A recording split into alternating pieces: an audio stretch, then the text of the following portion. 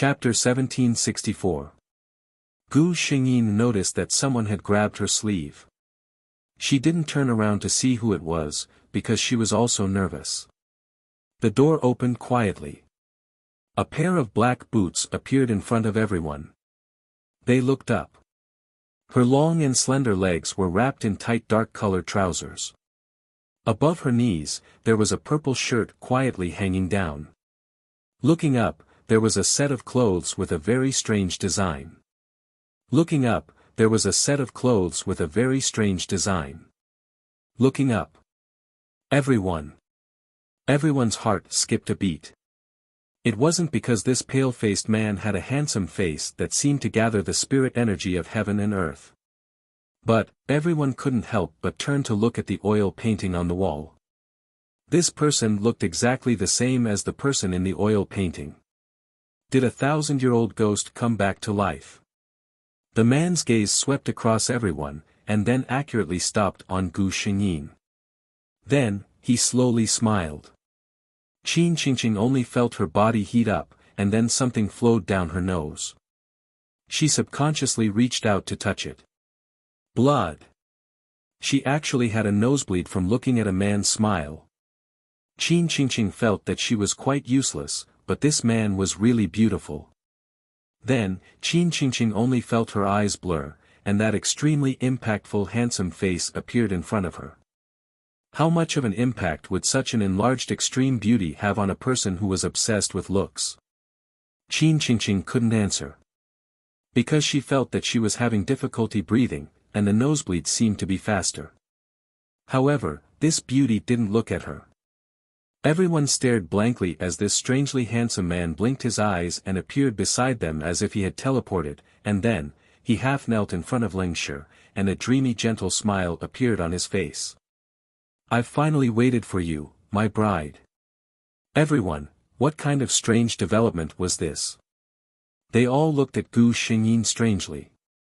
However, Gu Xingyin couldn't answer them. Because she herself was also dumbfounded. She tried to call the system. "System, can you explain?" Actually, the moment the man appeared, she sensed a familiar soul aura from him.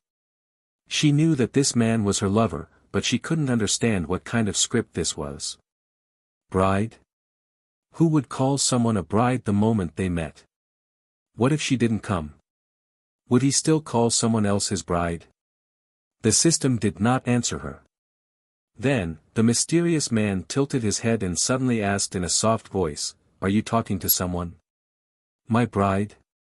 Gu Xingyin felt a chill in his heart. This was the first time she had met someone who could sense the existence of the system. Although this man looked very mysterious, strange, and powerful, it was hard for Gu Xingyin to feel nervous when he was surrounded by the familiar lotus fragrance. She looked at the man calmly. "Who are you? I've never seen you, and I'm not your bride. Are you sure you didn't recognize the wrong person?" The man's lips curled into a smile. Gu Xingyin couldn't help but follow him. This man was simply too good-looking. Especially when he smiled, whether it was the corners of his lips, his eyes, or the tips of his brows, they all seemed to carry a trace of indescribable charm. People couldn't help but follow and yearn for it. And fall for it. Chapter 1765. The man obviously noticed Gu Xingyin's gaze. She was fascinated by him. Accepting this knowledge, the man's smile became even more joyful. He reached out his fair and slender fingers and gently touched the scar on Gu Xingyin's left forehead.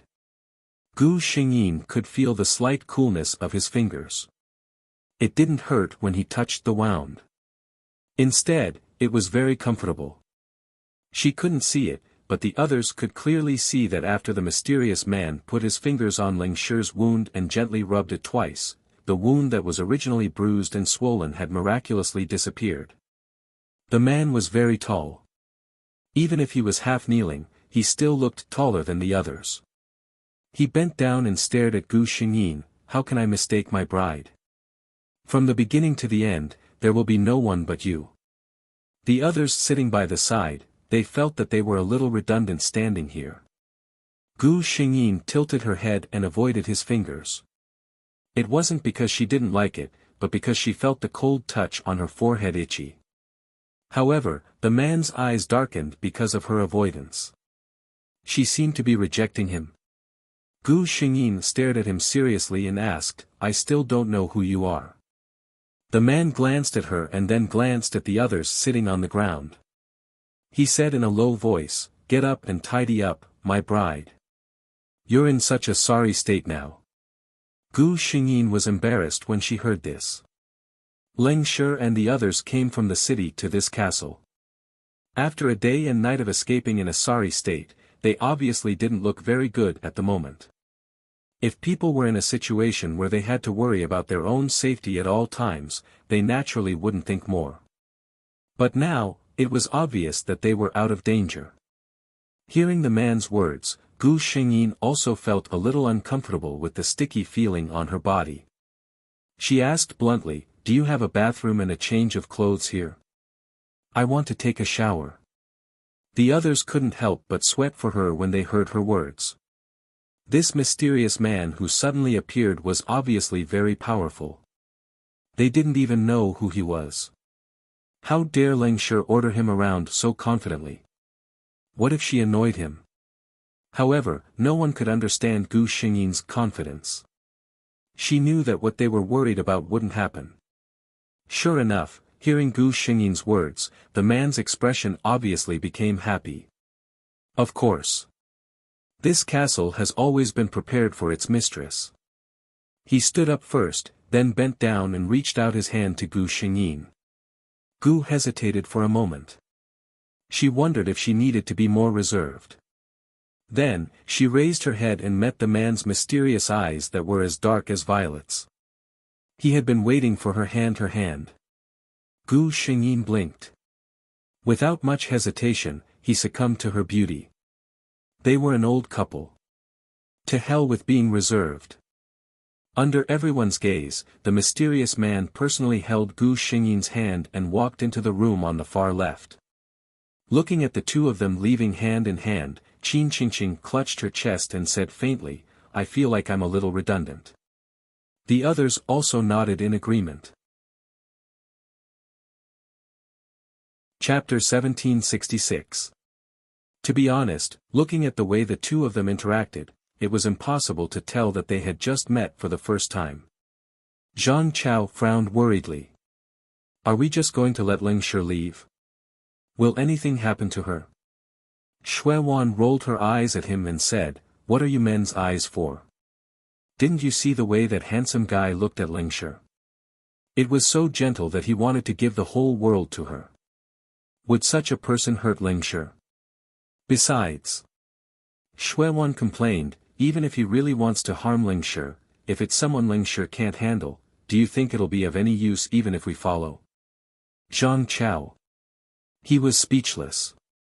In the room, Gu Xingyin followed the man in and realized that it was a huge bedroom. The room was also covered with a thick purple velvet carpet, and even the curtains were purple. Looking at the man's dark purple robe, Gu Xingyin had a certain understanding of the man's preferences. She slowly looked around the bedroom. As someone who had once owned a castle, she had a good eye and could tell that the style of this bedroom was extremely luxurious. Fortunately, the owner of the bedroom had good taste. Although it was luxurious, it didn't feel tacky at all. However, no matter how she looked at it, it didn't look like an ownerless bedroom. She raised her head and voiced her doubts. "From what I see, this bedroom doesn't look like a guest room." "Guest room?" the man asked. He smiled and shook his head. "How can my bride go to the guest room? This is my master bedroom, of course," he smiled teasingly. "This is also your master bedroom." Gu Xingyin was calm in the face of such blatant flirting. After knowing the location of the bathroom and confirming that she could use it, she mercilessly kicked him out. "I'm going to take a shower now. Get out." She didn't hesitate to ask him to leave. Since he said that this was her master bedroom, she could use her rights as the mistress. The man wasn't angry at all. He walked out of the bedroom cooperatively and closed the door for Gu Xingyin considerately. Gu Xingyin watched him walk out before she turned around and smiled. Outside the door. After he stepped out of the door, the man's expression changed instantly. In front of outsiders, he restrained his affectionate gentleness, and his expression carried a trace of indifference. Dear guests who have come from afar, that is the guest room of the castle. There is a change of clothes inside. You can go and freshen up. As he spoke, he pointed in a certain direction. Then, following his movements, the entire wall on the other side suddenly extended out, and a magnificent corridor appeared in front of everyone. On both sides of the corridor were identical rooms. In everyone's eyes, this scene was completely like an audit. However, after experiencing what had happened on the first 2 floors, everyone was traumatized by the existence of the corridor. The 5 of them looked at each other, but no one dared to take a step forward. The man tilted his head and looked at them in confusion. He suddenly looked at Qinggu, who was closest to him. Qinggu felt his mind go blank. In just a moment, he felt as if everything in his mind had been seen by someone. Chapter 1767. It was at this moment that the man understood why they didn't move. He frowned slightly. If anyone who knew him was here, they would know that the Violet Duke never showed his emotions on his face. Frowning like this was already a sign of extreme anger. He was indeed angry. But not because of these people, but because of the foul atmosphere downstairs. He had only slept for a short 1,000 years, and these cats and dogs dared to come to his place and behave atrociously. What he couldn't stand most was not that they were behaving atrociously here, but because they had frightened Gu Xingyin. He was going to deal with them directly, but then an idea formed in his mind. Qinggu was looking at him in horror. He could feel that in that moment, everything in his mind had been seen by the man in front of him. This was simply too terrifying. What kind of existence was he? Of course, the man couldn't answer him. He just said, "You don't have to be afraid here. In this world, no one can hurt my guests." He didn't say it loudly, but the confidence in his words was very strong. Everyone looked at each other. In the end, Qin Qingqing was the first to stand up and thank him. Then she pulled Xue Wan into the first room closest to the hall. The other 3 men looked at each other and decisively entered the same room. They definitely didn't have the courage to enter a room alone. In the whole living room, only the man was left sitting there quietly. Above his head was the painting of a white horse with a bow. Contrasting with the painting, he actually had the illusion that he had traveled through time. However, he did travel through time. At this moment, he suddenly thought of something. The corners of his mouth curled into a smile, and his figure instantly disappeared on the spot. When he reappeared, he was already in the bedroom. He gently knocked on the bathroom door, and his soft and deep voice directly entered Gu Xingyin's ears. "My beautiful bride, I think you may need my help at this moment." The bathroom was silent for a moment. Then, the door was opened from the inside. Gu Xingyin stood at the door with a towel wrapped around his body. Hot steam seeped out of the bathroom. She looked at the man and didn't ask him how he knew she was thinking about him. She just said, "I didn't take the clothes, and I don't know where the clothes you prepared for me are." The man's eyes fell on her exposed shoulders, and his eyes darkened for a moment. He smiled gently and said, "Come with me." He led Gu Xingyin to a gorgeous wardrobe and pulled it open. In an instant, a pile of clothes appeared in front of Gu Xingyin. Gu Xingyin could clearly see that the wardrobe was divided into 2 distinct sections from the middle. It was obvious that one section was for men and the other for women.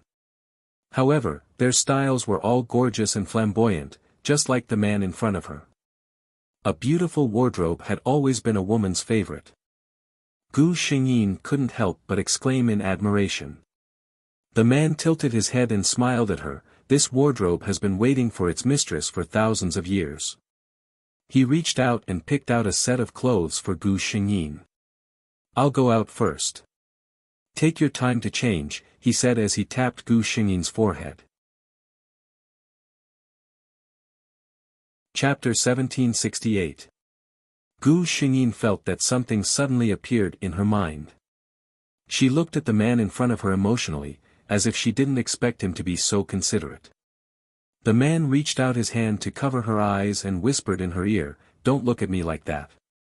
Gu Xingyin didn't understand, and then she heard the next sentence, "I can't help it." Gu Xingyin, the trace of emotion that had just risen disappeared without a trace. She only felt a soft and cold touch on her forehead. Of course, she knew what it was. Then the hand on her eyes was released, and she couldn't see the man when she looked up again. Gu Xingyin couldn't help but smile and whisper, "Why did you run away after kissing me?" The man sitting in the living room suddenly showed a helpless smile. "You can't wrong me. If I didn't run away, you might not be able to get out tonight." Gu Xingyin found that the man took out a complete set of clothes, and there were even undergarments inside.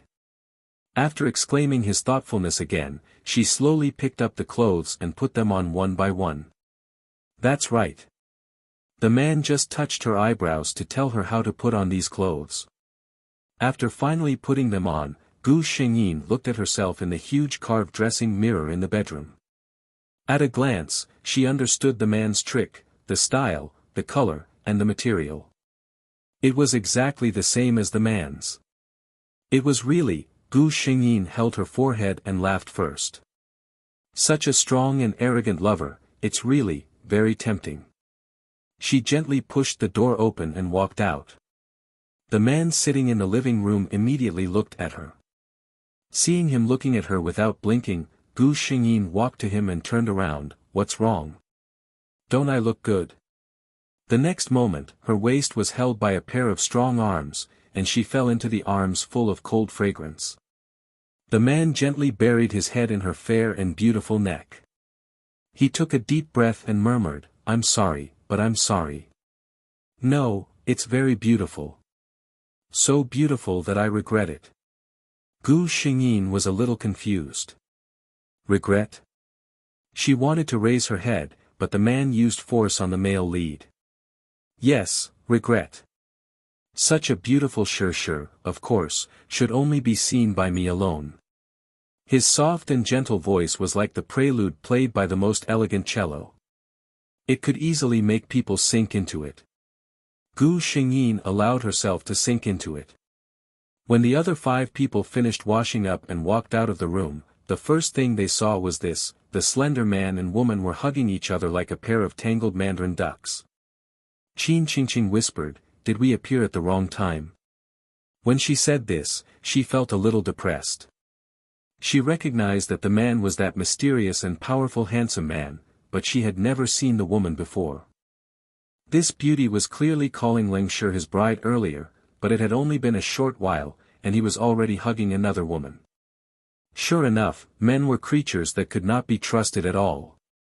At this moment, Qin Qingqing had completely forgotten that there was no other woman in this castle. Then, she saw the man and woman separate and look over. Qin Qingqing. That was actually Ling Shi. Chapter 1769. Not only Qin Qingqing, but everyone's eyes widened as they stared at Gu Xingyin, who was standing beside the man in purple. After being together for so long, they all knew that Ling Shi was very beautiful. She was not the kind of beauty that would make you think that this woman was not bad looking at first glance. Instead, she was the kind of beauty that would make you fall into a daze and be infinitely surprised that you could actually see such a beautiful person in real life other than on the big screen. However, even though they all admitted that Ling Shi was a beauty, at this moment, when they saw Ling Shi standing there elegantly in a classical Western palace dress, they were still shocked. She was actually so beautiful. Moreover, she clearly had the facial features of an Asian, but when she wore this dress, it actually looked so harmonious on her. The dark purple dress was fitted neatly on Gu Xingyin's body. The size was so perfect that it was as if it was specially made for her. The sleeves and edges of the dress were outlined with exquisite patterns with golden threads. The hemline of the dress poured down like flowing water on the ground, charming and enchanting. Qin Qingqing covered her mouth with her hand. Such a dress was probably every woman's lifelong dream, right? The man standing beside Gu Xingyin was a little displeased. He frowned as he looked at those people who were dazed by Gu Xingyin's beauty, and his eyes darkened for a moment. He did not like these people looking at his bride with such eyes. He wanted to hide her. It was best for such beauty to only be seen by himself. The man held Gu Xingyin's arm possessively and looked at the others. I already know the ins and outs of everyone here. Do you need me to send you out now? He did not reject these people, but he did not like them very much either. Since they came with Shirshir, he would send them out properly. Out. When everyone heard these two words, their hearts were filled with endless excitement. When they came with the mentality of adventure and curiosity. But after coming, they only had one goal left in their hearts, to get out alive. And now, there was someone who casually said that he could send them out. Of course they were willing. Everyone's eyes lit up almost instantly. They looked at the man as if he was a god. The man probably already knew their answer. He nodded. Then I'll send you out. Wait. Qin Qingqing suddenly mustered up the courage to speak. She looked at this extremely handsome man and suddenly pointed at Gu Xingyin. Sister Lengshi, aren't you coming with us? When everyone heard her words, they realized that Gu Xingyin wasn't included in that everyone, the man mentioned. If it was before they came here, perhaps they would be overjoyed that they could be saved and would not care about others at all. But now, things were different. In their hearts, if it weren't for Gu Xingyin, they wouldn't have made it here alive. Not to mention, there was still a chance to leave this place alive. Therefore, they could not abandon Gu Xingyin and go out alone at this time. Zhang Chao said, the six of us came together. Of course, we will leave together. The others nodded as well. Gu Xingyin's heart warmed when she saw this. It was a great feeling to see his kindness being reciprocated in kind. She glanced at the man and suddenly said with a smile, you can leave first. Don't worry about me. I'll be fine here. Chapter 1770. Hearing Gu Xingyin's words, everyone looked like they wanted to say something.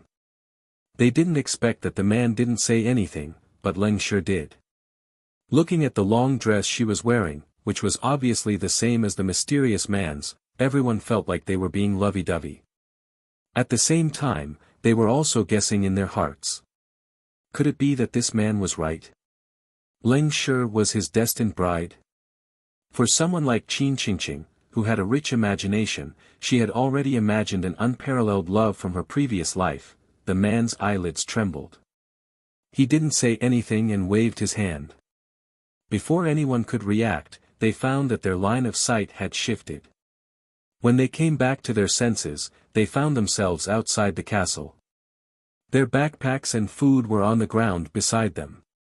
Qin Qingqing stared at herself in a daze, then looked at the people around her. She then looked at the ghost castle in the distance, which was still shrouded in dark clouds. She pinched herself hard, still in disbelief. I'm out. The pain from her body told her that this wasn't a dream. Qin Gu, who was standing beside her, couldn't help but smile. That's right, we're really out. Ah! Qin Qingqing suddenly screamed in excitement, and then threw herself onto Qin Ji's body. She hugged him and shouted, we're out. We're out of that damned place alive. I'm still alive. Qin Gu felt a little uncomfortable when his body was hugged. However, he quickly relaxed and gave Qin Qingqing a hug as well. That's right. We're out alive. At a time like this, what could make people happier than a hug from their companions? They stood there excitedly for a while, then looked worriedly at the castle. Leng Shi was still inside. Zhang Chao thought for a while and said, since Leng Shi said that there wouldn't be any problems, it means that she's confident. Shui Wan nodded. She said, I think we don't have to worry about Shui Wan. That mysterious man in purple is obviously infatuated with her to the bone. He won't hurt her. Everyone thought so and felt that it should be so. After completely relaxing, Qin Qingqing suddenly thought of a problem. She said with a bitter expression, we told the driver that we would pick him up in 10 days, but it's only been 2 days. Hearing this, everyone turned around to take a look. There was a vast expanse of yellow sand, and not a single person could be seen. So the question was, how were they going to return? Everyone, Zhang Chao slowly put his backpack on his shoulder and said with a smile, this adventure has unexpectedly ended prematurely. It seems that we can only have a healthy walk. The others also laughed. They had just escaped from such a place, so for them, anything that they encountered now was basically nothing. One by one, they picked up their bags and walked in the opposite direction of the castle. At this moment, Zhang Chao suddenly turned around to take a look.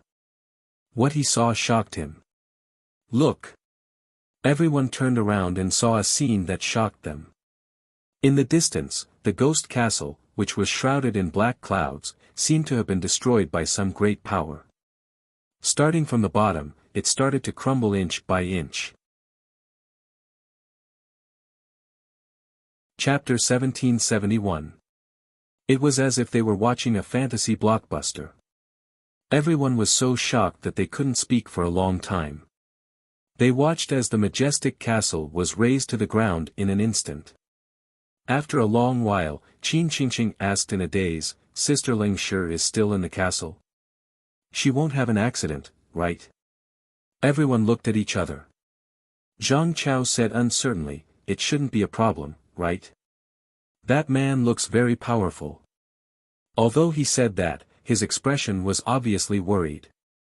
At this moment, Shui Wan suddenly cried out in surprise. Everyone followed her gaze and saw an extremely unbelievable scene again. A tall building rose from the ground. They had all heard of these words before, but this was the first time they had truly felt these words. They saw that in the ruins where the ghost castle used to be, there seemed to be an invisible hand controlling it. Countless rubble and bricks automatically combined and rose bit by bit. A new castle slowly took shape in front of their eyes. If the scene of the ghost castle collapsing just now was like watching a fantasy blockbuster, then the scene of a castle appearing out of thin air at this moment was simply like a miracle. All of this was too inconceivable.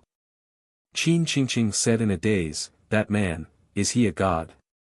Otherwise, how could he have such a shocking ability? No one could answer her question. Back to the castle. After Qin Qingqing and the others left the castle, the man held Gu Xingyin's hand. My bride, you don't seem to know me well enough. The man bent down and gently leaned his forehead against Gu Xingyin's forehead. In an instant, countless memories appeared in Gu Xingyin's mind.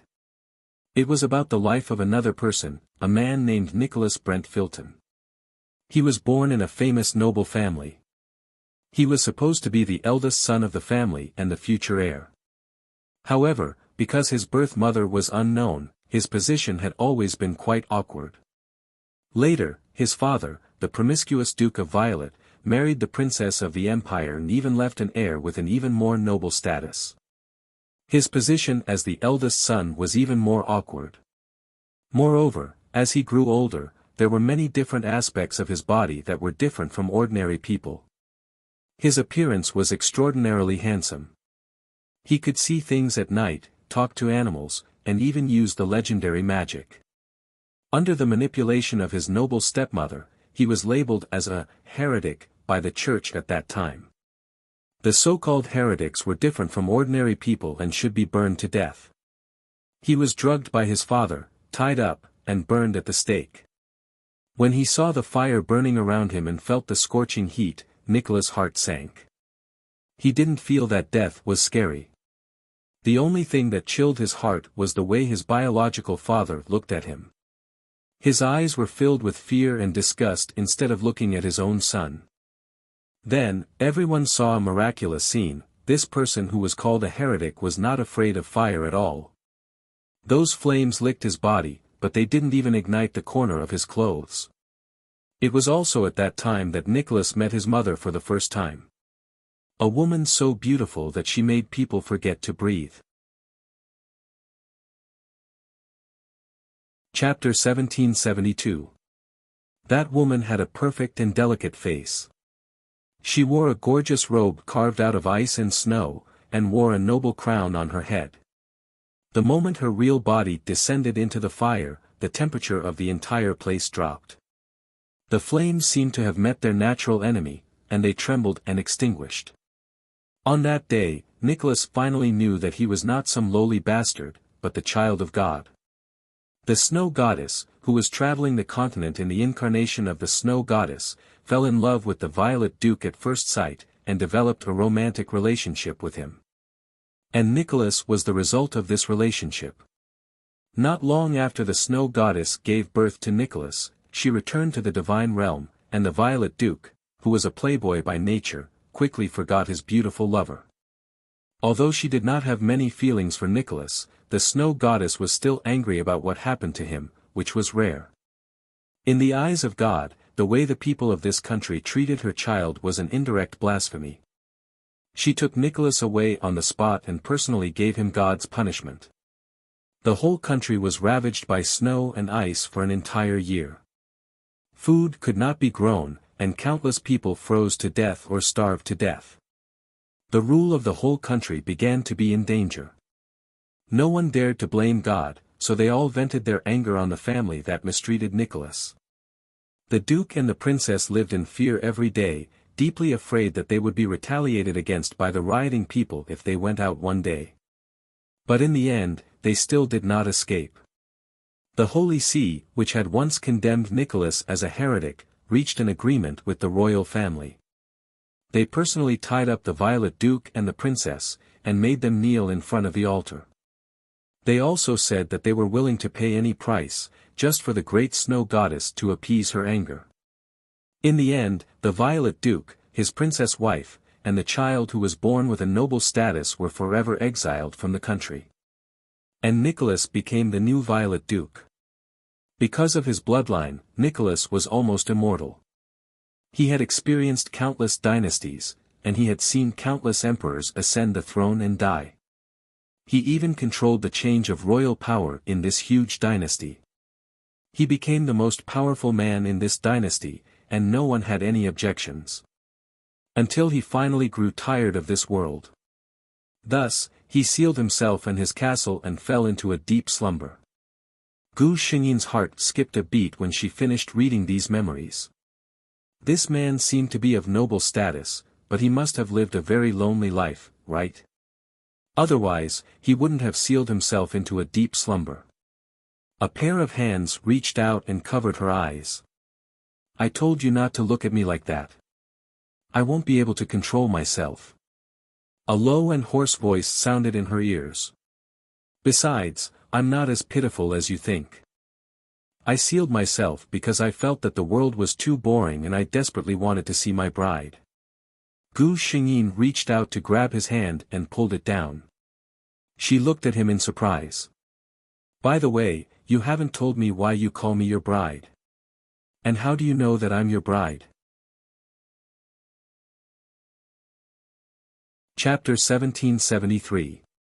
Nicholas looked at her and said with a smile, let me put it this way. Among all my mother's children, I am the one who has inherited her divine bloodline the most perfectly. So, I can probably have power that is almost comparable to that of a god. Gu Xingyin blinked. So. Nicholas hugged her and sat down on the seat covered with thick feathers. During that period of time when I was quite bored, I slowly began to explore some new fields, such as time. Gu Xingyin looked up at him in surprise. She had once become a god, so she naturally knew that the law of time was not something that could be easily controlled by gods. Generally speaking, except for those gods who were born with the priesthood of time, few other gods would devote themselves to studying this. As for Nicholas, he was a demigod. Why would he research this? Nicholas thought she was curious about this. He said, I slowly came into contact with the law of time. At first, I caused a lot of trouble, but later, I slowly became very familiar with it. It was also at that time that I saw you. Gu Xingyin was shocked. She looked at Nicholas, who also lowered his head and looked at her. Because of the bloodline in my body, I also have some understanding of some things that are completely different from human beings. For example, the first time I saw you, I knew that you were my future bride. At first, I was just curious. I wanted to know what kind of woman I would be with in the future, and what about you could attract me. Nicholas's lips curled into a charming smile, and he looked a little helpless. Who knew that I would fall in just like that? I actually fell in love with my future bride more than 1,000 years in advance. Nicholas couldn't help but lower his head and gently rub Gu Xingyin's forehead. He sighed with satisfaction. You don't know how maddening it is to fall in love with someone but not be able to find her. At that time, when I thought that I would not be able to see you for another 1,000 years, I felt anxious and desperate. At that time, I even thought of traveling through time, but my mother found out about it and stopped me personally. She said that if I rashly traveled through time, perhaps nothing would happen to me, but many things would change because of my actions. Even you might disappear from the future because of my careless actions. Nicholas said helplessly, I didn't dare to take such a big risk, but I also felt that time was too long, so I simply set up a formation and sealed myself.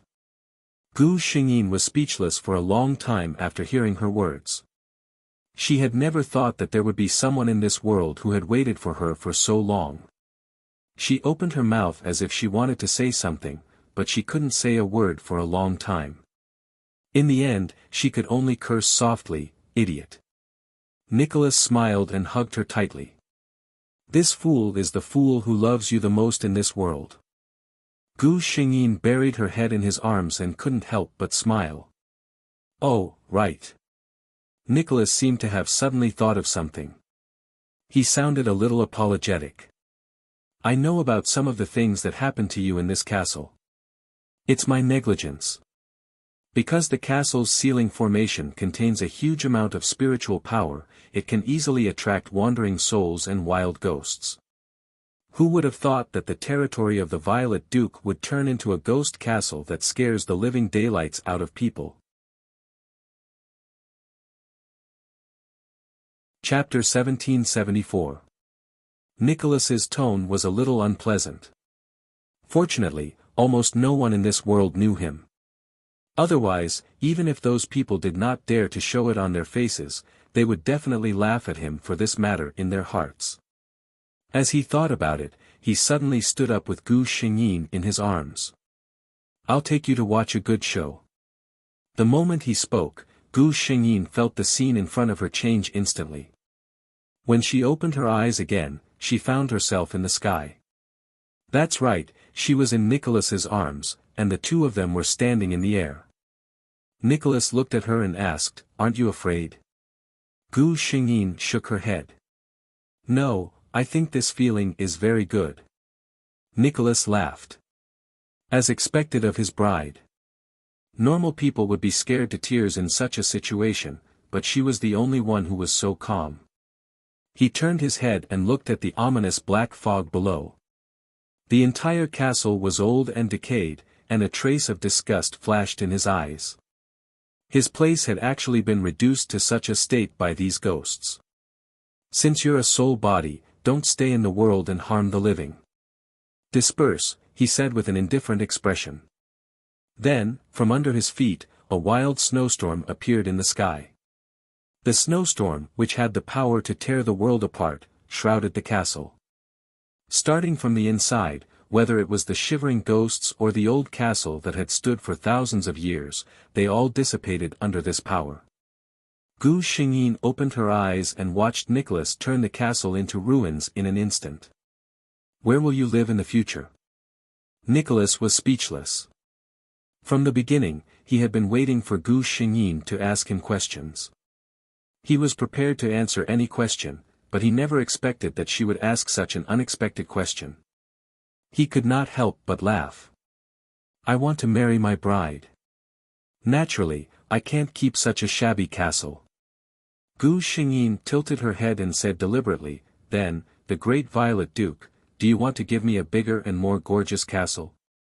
Nicholas looked at her with a smile. So this is what Shirshir likes.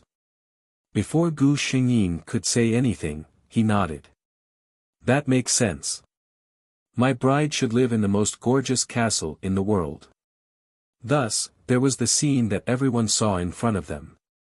A castle that would take at least years to build if it took manpower was built by Nicholas in an instant. He landed in the newly built castle with her. There was a boundless field of violet flowers, which was the symbol of Nicholas's family emblem. I heard that in your world, the groom should have a house to marry his bride. Nicholas asked. Gu Xingyin, what kind of weird program did you watch? Then, she saw Nicholas take a step back and stand elegantly in front of her. Suddenly, a fiery red flower appeared in his hand.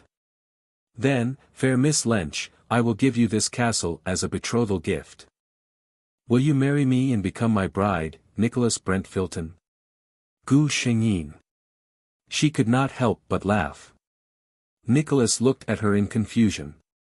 However, Gu Xingyin did not explain.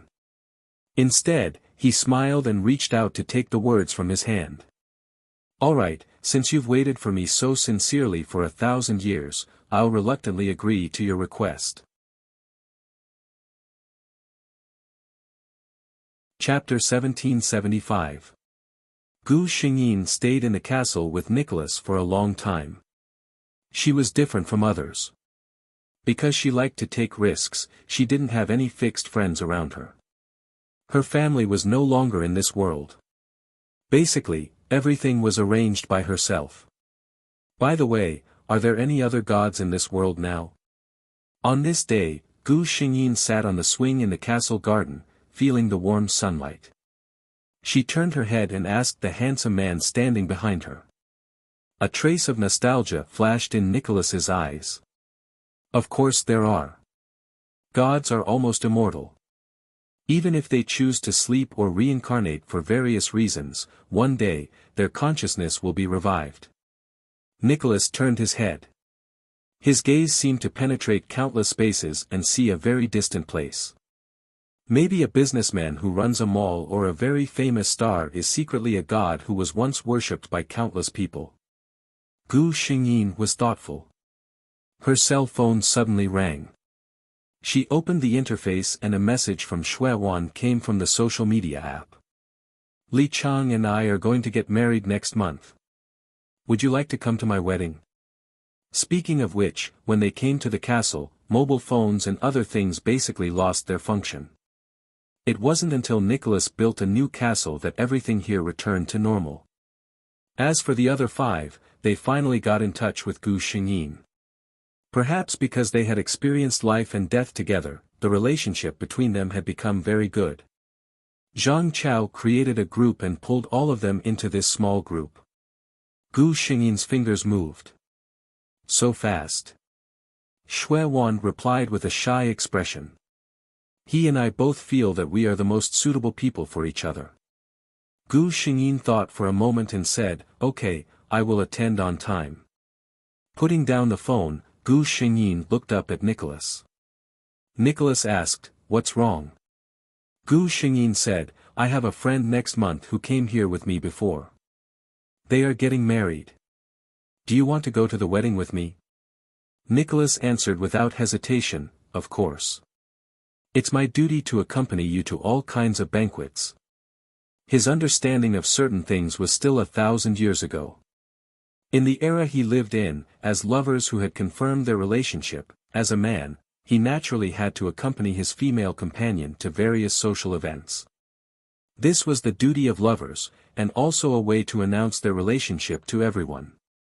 Even though he knew that this was no longer important, Nicholas still couldn't change it easily. However, it didn't seem like there was anything to change. After all, the only person he cared about after waking up was Gu Xingyin.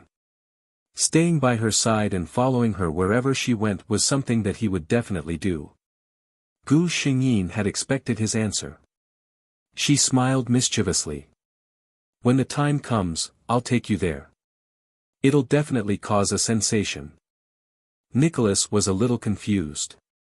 Gu Xingyin gently swayed the swing and sighed, "Beauty. You probably don't understand how much people in this world are obsessed with looks." Chapter 1776. Nicholas chuckled softly when he heard this. Gu Xingyin was puzzled. "What are you laughing at?" She recalled what she had just said and didn't think there was anything wrong with it. The next moment, Nicholas' figure appeared beside her. The two sat on the swing together, and the golden sunlight shone on his God-given face. Gu Xingyin looked up at him, and her breath caught slightly. Nicholas said with a smile, "I can actually understand what you mean.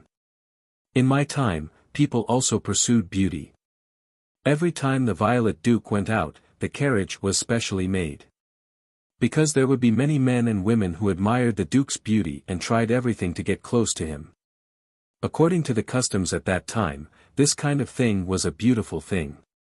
Nicholas couldn't be angry because of this, and even punished those who challenged the Duke's dignity. Hearing Nicholas's words, Gu Xingyin almost fell into his arms with laughter. She could imagine what a spectacular scene it would be. Nicholas just gently reached out his hand to support her back, to prevent his lover from falling because of the intense movements. Time passed quickly. In the blink of an eye, it was the wedding day that Heroine had promised. Gu Xingyin and Nicholas came to the address that Heroine had told them. Before entering the hotel, the two were baptized by countless gazes. There were even several hot beauties who had the courage to strike up a conversation with Nicholas, completely ignoring the fact that he had a female companion with him. Gu Xingyin helplessly curved her lips and said to Nicholas, "I knew that I would face such treatment when I was with you." Nicholas glanced at the many gazes that were looking in his direction. He could clearly see that most of these gazes were from men. These people were not interested in him. Did his bride not realize that her attractiveness to men was not much weaker than her attractiveness to women? At this time, the groom, Li Chang, noticed this side. When he saw Gu Xingyin, he smiled and hurried over to greet her. "Ling Shi, you're here. Everyone is here, except for you." At this moment, he also saw Nicholas standing behind Gu Xingyin. The smile on Li Chang's face froze. Of course he recognized Nicholas. At that time, this man had left a deep impression on them. "And this one," Gu Xingyin promptly added, "my husband, you can call him, Filton." Nicholas continued Gu Xingyin's words and said calmly. He nodded slightly at Li Chang and said in a restrained and reserved tone, "Mr. Li Chang, I wish you a happy marriage." Li Chang's entire body stiffened. Facing this man, he found that he would always inadvertently become nervous. "Thank you, Mr. Felton." Even when he addressed Nicholas, he could not help but use honorifics. Nicholas's expression was not unnatural at all. He was already used to people treating him with such respect. Li Chang brought the two of them to a place in the hall. Over there, Qin Gu, Zhang Chao and Qin Qingqing were all there. Everyone was surprised to see Nicholas. They did not expect that this man would actually accompany Ling Shi to the wedding. Gu Xingyin looked helplessly at their unnatural and reserved attitudes, but she also understood them. Chapter 1777. Looking at their expressions, Nicholas clearly understood that with him around, they wouldn't be able to let go.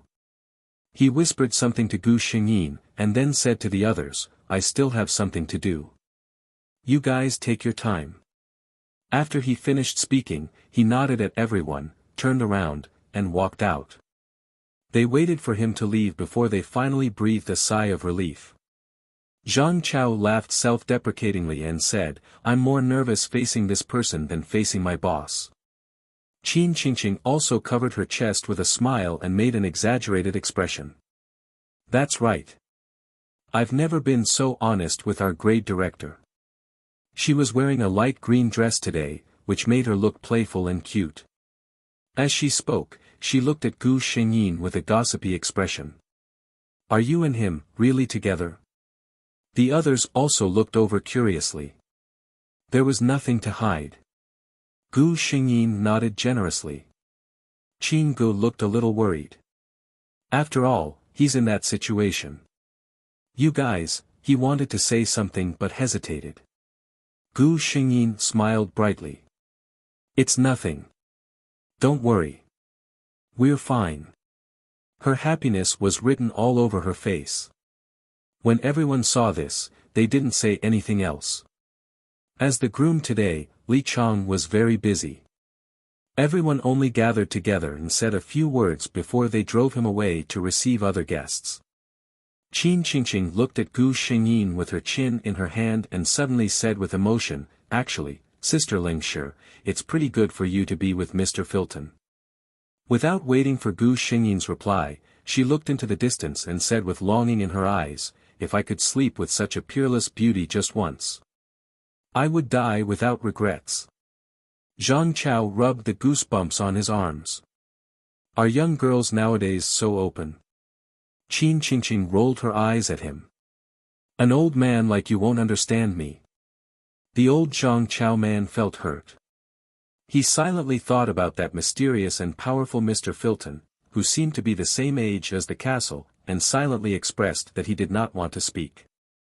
Gu Xingyin and a few others witnessed the wedding of Li Chang and Heroine. After the wedding, she went to meet the bride with Nicholas and gave her the gifts she had prepared. This is a gift that Nicholas and I specially prepared for you. It can bring you luck. Gu Xingyin winked. Heroine took it with a smile. After all the guests had left, the couple began to open the gifts slowly. It was Gu Xingyin's turn to bring up the small box. Heroine thought of the mysterious man standing beside her and couldn't help but feel curious about their gifts. She slowly opened the delicate little box in her hand. Wow! It's so beautiful. Heroine's eyes sparkled. Inside the box were two necklaces that obviously belonged to a couple. There was a thumb-sized snowball on the silver chain. She didn't know what material the snowball was made of. At a glance, it was pure white like snow, but upon closer inspection, it was made of countless transparent and colorless crystals. The other style was not much different, but the chain was much thicker, and the style of the snowball was not so exquisite. Thinking of the mysterious man, Heroine said, Li Chang, shall I put it on for you? Li Chang also felt that this snowball necklace should be something extraordinary, especially since Lingshi said that it could bring luck. It must have its use, so he nodded. Chapter 1778. Ever since Heroine and Li Chang put on this snowball necklace, they had never taken it off. They didn't know if this necklace could really bring good luck. Not long after the two of them got married, they both resigned and started a small business with the savings in their hands and some spare money given by the two parents. Originally, the two of them didn't have much hope, but who knew that their journey would be smooth sailing without any hiccups. Their business grew bigger and bigger, and they slowly expanded their small shop, developed branches, and became a chain, until they were successfully listed. The couple firmly believed that this was the credit of the necklace that Lingshi had given them back then. Even later, Heroine had a lot of money and bought countless pieces of jewelry. However, she always wore that very beautiful snowball necklace on her neck. Others had also asked her curiously, but Heroine only smiled mysteriously. This is something very important to me. In this winter, Gu Xingyin and Nicholas held a wedding. The wedding guests were the 5 people who had been to the castle with Gu Xingyin. To be honest, they still had some shadows about this place. But they still agreed to come together. After arriving here, they quickly forgot to exclaim in amazement. While Zhang Chao was amazed, he carried out his instinct as a reporter and took hundreds of photos in one breath. Qin Qingqing still had a dreamy look on her face. I will feel like a real princess having a wedding in such a castle. She looked at Gu Xingyin enviously. She was now the mistress of a castle that was even more gorgeous than a foreign palace. Here, she was more than a princess. She was simply an empress. The wedding between the two of them was simple and solemn. The only audience was only 5 people. Everything was quiet and sacred. Only the moment the two of them exchanged rings, everyone's eyes suddenly blurred. The air suddenly became cool and thin. A woman wearing a gorgeous ice blue robe and a crown of ice and snow on her head appeared in the hall. She held a scepter in her hand, and at the top of the scepter was an exquisite 6-colored snowflake. She had long silver-white hair that fell to the ground, long and curly silver eyelashes, and even her eyes were clean and cold silver-white. This person was like the noble and powerful ice goddess from the legends. The few of them were shocked. Qin Qingqing covered her mouth to prevent herself from screaming. Nicholas seemed a little surprised by her appearance. He held Gu Xingyin's hand and bowed to the woman. "Mother, why are you here?" The woman's gaze swept over Gu Xingyin's body. Gu Xingyin only felt her whole body turn cold, as if she was surrounded by ice. "My dear Nicholas, you should have informed me about your wedding." Nicholas's expression remained unchanged. "I thought mother wasn't interested in this kind of thing." The woman's expression remained indifferent. "You are my favorite child. Naturally, I have to give you my blessings on your wedding day." As she spoke, the scepter in her hand suddenly flashed with silver light, and a dazzling radiance like a star directly descended upon Gu Xingyin. "In the name of the ice goddess, lucky human, I bestow upon you a long life, a face that will never age, and a beautiful love that everyone yearns for." Her voice was ethereal and cold, faintly resounding in the void, but it seemed to resonate with the entire world. Chapter 1779. Gu Xingyin felt as if an invisible force had entered her body. Her mind jolted, and she couldn't help but close her eyes in comfort. She took a step forward and bowed deeply to the beautiful woman who seemed to be carved out of ice. "Lengshi thanks mother." The beauty nodded coldly and gave Nicholas a look. Her figure flashed again, and she disappeared without a trace. Everyone was dumbstruck. After a long while, Qin Qingqing rubbed her face hard. She didn't care that the makeup she had painstakingly put on was messed up. She said in a daze, "I think I was hallucinating just now." After she said that, Zhang Chao also said, "I think I was hallucinating too." The others said in unison, "We all seem to be hallucinating." 5 pairs of eyes fell on Gu Xingyin in an instant, and their burning gazes seemed to burn through her. Gu Xingyin was speechless. She said in amusement, "None of you were hallucinating. Actually, everyone already knew. How could such a realistic feeling be a hallucination?" Xuewan said carefully, "So, that person just now," Nicholas said, "that's my mother, ice goddess Doris Vina. She controls the cold and ice of this continent." Everyone was speechless. "After living for so many years, I just realized that I don't know anything about this world. Ice goddess. Goddess. So, as the child of the ice goddess, Filton was the true son of God." Qin Qingqing felt as if she knew a huge secret. "I suddenly feel like this world is a little fantasy, and I seem to know something incredible. I think I might need to wash my face with cold water to calm down," she said incoherently. She wasn't the only one. In fact, the others didn't have much better reactions. Just now, they actually saw a real goddess. Zhang Chao looked at Nicholas with burning eyes. He asked carefully, "Mr. Filton, may I take a picture of you?" He tightened his grip on the camera in his hand. God, this was the descendant of God. He felt that if he could take a picture of him, it would bring him good luck. Nicholas did not refuse. Qin Qingqing was one of the more courageous ones. Although she was very nervous facing Nicholas, she still bravely requested to take a picture with him. Of course, Nicholas would not reject such a small request from his wife's friend. The others also came up one after another, and Han Nicholas took a picture with them.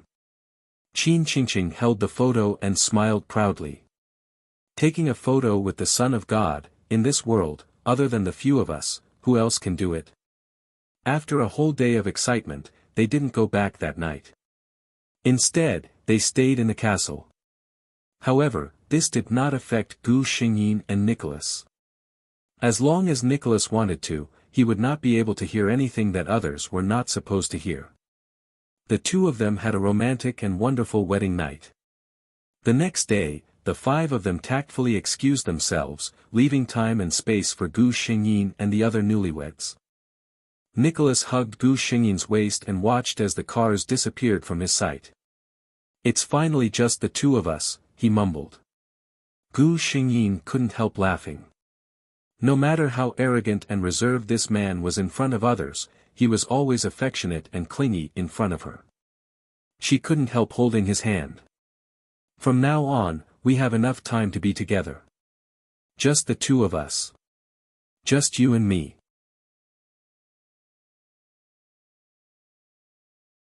Chapter 1780. As soon as the last world ended, Gu Xingyin couldn't wait to start the next mission. When Gu Xingyin came to this world, she found herself in a quiet classroom. The students beside her were all quiet, and she was lying on the desk. Obviously, the owner of this body was sleeping. The female student in the fourth position on the left of the fifth row, the one in yellow, "Please answer my question." A cold and restrained voice sounded in the quiet classroom. With a whoosh, countless eyes gathered in Gu Xingyin's direction. Gu Xingyin, according to her experience, there was an 80% chance that she was the girl in the fourth position on the left of the fifth row. He looked down and sure enough, she was wearing a light yellow knitted coat today. She subconsciously raised her head and stood up. Gu Xingyin met the eyes of the person on the podium. "Teacher." She opened her mouth and shouted. The man on the podium was expressionless. "Is there a problem? This student?" Gu Xingyin quickly shook her head. She was just using this opportunity to let the system, who had just come to this world, give her a cheat. Then, Gu Xingyin opened her mouth and said a long sentence in a very clear tone. The person on the podium listened very seriously. When Gu Xingyin finished, he waved his hand and told her to sit down. This student just now answered very well. She has her own opinions. Next, Gu Xingyin quietly let out a sigh of relief. "Thank you, system. The host is too polite. Begin the transmission of the world's plot," she said. "Yes, host." Gu Xingyin slowly looked at the plot of this world. The original Zhang Yu was a second-year student in a university's literature department. She was considered to be an excellent student, with a good family background and a very beautiful face. This girl had a very silly personality. She liked anime, web novels, and 2D novels. She was always half a beat slower when communicating with people, and often made some small jokes. Her friends jokingly called her Zhang Meng Meng. In short, this was a girl with a very likable personality, appearance, and overall very likable. The mission target of this world, Deng Huijun, was considered Zhang Yu's cousin in terms of relationship. Deng Huijuan's mother and Zhang Yu's mother were biological sisters. However, the two families never had much contact because Deng Huijuan's mother, Zhao Li, was taken by a married man and got pregnant out of wedlock. She fell out with her family and insisted on being with that man. The Zhao family had been a family of scholars since the previous dynasty. They were especially strict with the education of their children. This matter disappointed Zhang Yu's grandmother's family. From then on, they treated it as if they never had this daughter. Deng Huijuan's mother, Zhao Li, was also a schemer. After a few years of being a mistress, she finally succeeded in bewitching the man to abandon his wife and son and get married to Zhao Zhao's. Became a legitimate thought to be, S's B test not accept her. Who knew that she was completely? The Zhaos were determined not to accept this disgraceful daughter. Her sister, Zhang Yu's mother, Zhao Qing, and Zhang Yu's father were in love. After 2 years of free love, they also got married. The Zhangs were also a real. They were both daughters, and they both married into rich families. However, the treatment they received at home was like heaven and earth.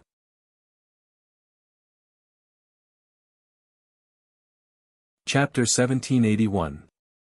Of course, Zhao Li felt unbalanced in her heart. Over time, this kind of imbalance twisted into a kind of resentment towards her family. Not only her father and brothers, but even her sister, Zhao Qing, who was married off, became the target of resentment. Zhao Li originally thought that her life was complete. So what if she was looked down upon as a mistress? In the end, didn't she defeat all those who used to laugh at her and successfully marry into a rich family? However, once she saw her sister, Zhao Qing, Zhao Li's heart felt very uneasy. The Zhang family's family background was not worse than the Deng family's, but Zhang Yu's father, Zhang Qichen, was much younger and more handsome than her husband, Deng Yuanlin. Moreover, the two of them fell in love freely. The Zhang family also liked Zhao Qing very much as their daughter-in-law. Zhao Li thought that her looks and methods were not inferior to her sister, Zhao Qing. However, she had spent a lot of effort, suffered a lot of disdain before she got what she wanted. However, Zhao Qing easily held it in her hands. She was really unbalanced. Deng Huijun was influenced by her mother since she was young.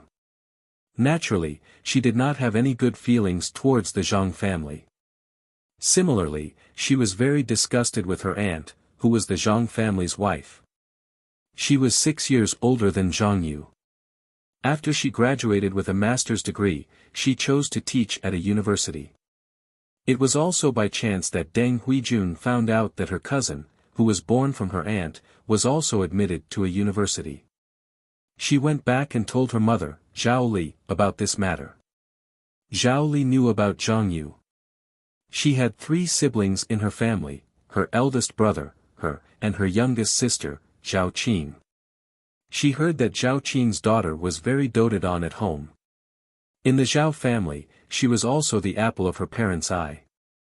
However, her daughter, Deng Huijun, had never even stepped through the door of her grandmother's house.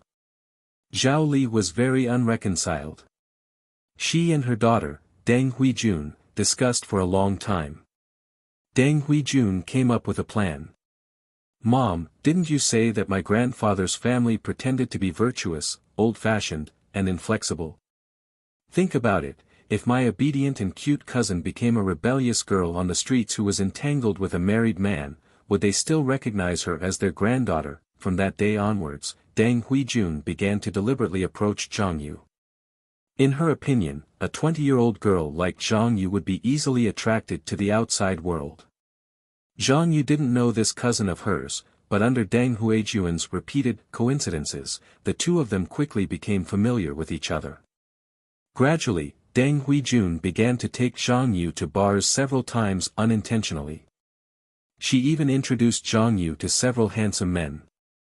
She even understood the appeal of mature and successful men to young girls. Their knowledge and experience were not something that those young boys in school could compare to. However, Zhang Yu was not as easy to deal with as she had imagined. She even seemed to have noticed something and gradually stopped contacting Deng Huijun. Deng Huijun gritted her teeth in anger and cursed Zhang Yu for being cunning and scheming. She thought about it and decided to go all the way. One day, she invited Zhang Yu to a tea house in the name of having a good talk. Zhang Yu thought about it for a long time. Seeing that the tea house was indeed a proper place, he agreed to Deng Huijun's invitation. However, she had never imagined that Deng Huijun would actually dare to drug her in front of so many people. In a small private room separated by frosted glass, Gu Xingyin just took a sip of tea. She fainted. Deng Huijun took her away and sent her to the person she had bribed with the excuse that her vertigo was acting up. The 7th update. 3 more chapters. See you later.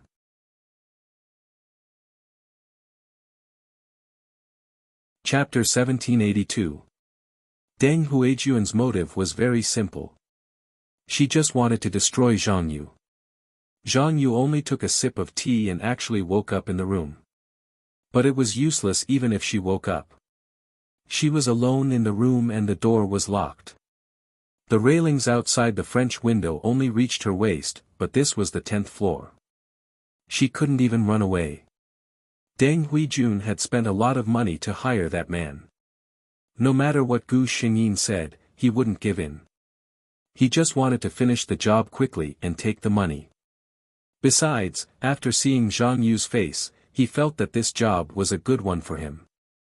He didn't take Zhang Yu's resistance to heart. Anyway, how many clean women could he find at this age? But Zhang Yu's fierceness was far beyond his expectations. After confirming that she couldn't escape, Gu Xingyin suddenly said that she was willing to cooperate, but she was a little nervous and wanted to drink a glass of water first.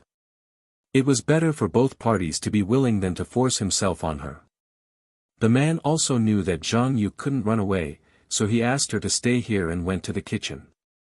Zhang Yu took out the phone with the SIM card removed, recorded an audio, and left the phone on the sofa. Then, when the man came with the water, she jumped down from the railing without hesitation. She fell from the 10th floor. She died on the spot. Gu Xingyin was shocked by this girl's fierceness. Then, she was impressed. She knew that many people in this world had a saying. When you meet a rapist, if you can't resist, then you can enjoy it. But there were always some people who she didn't want to give in to. It wasn't that she had to be a chaste woman, but there were some things that she couldn't stand. Maybe some people would think that this was stupid. But no one could blame this 20-year-old flower-like girl. In the original plot, the police found the phone left on the sofa by Zhang Yu and heard the audio she left. No matter how powerful the Deng family was, Deng Huijun couldn't escape the punishment of the law in the end. But Gu Xingyin still came to this world. Perhaps the laws of the world felt that Zhang Yu's death was too unjust. Her life should not have ended so cruelly at such a young age. Gu Xingyin was still in a daze when she heard her name being called out again. She stood up with a puzzled expression. The man on the podium looked at her confused look. She was like a stupid rabbit that had eaten too much. His heart was pitted for a moment. He said coldly, "Student, please answer my question." Gu Xingyin. Why is it me again? Who the hell knows what you just asked? The almighty system once again played its role.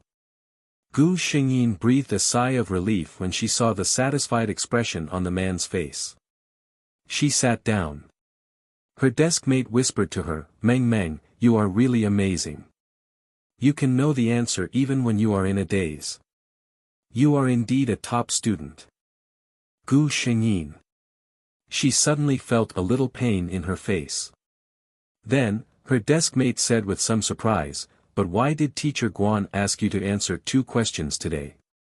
He doesn't know you, does he?" As she spoke, her voice became excited. Oh my God, to be remembered by Teacher Guan is really an exciting thing. Gu Xingyin, was it a good thing to be called out by the teacher twice because she was in a daze?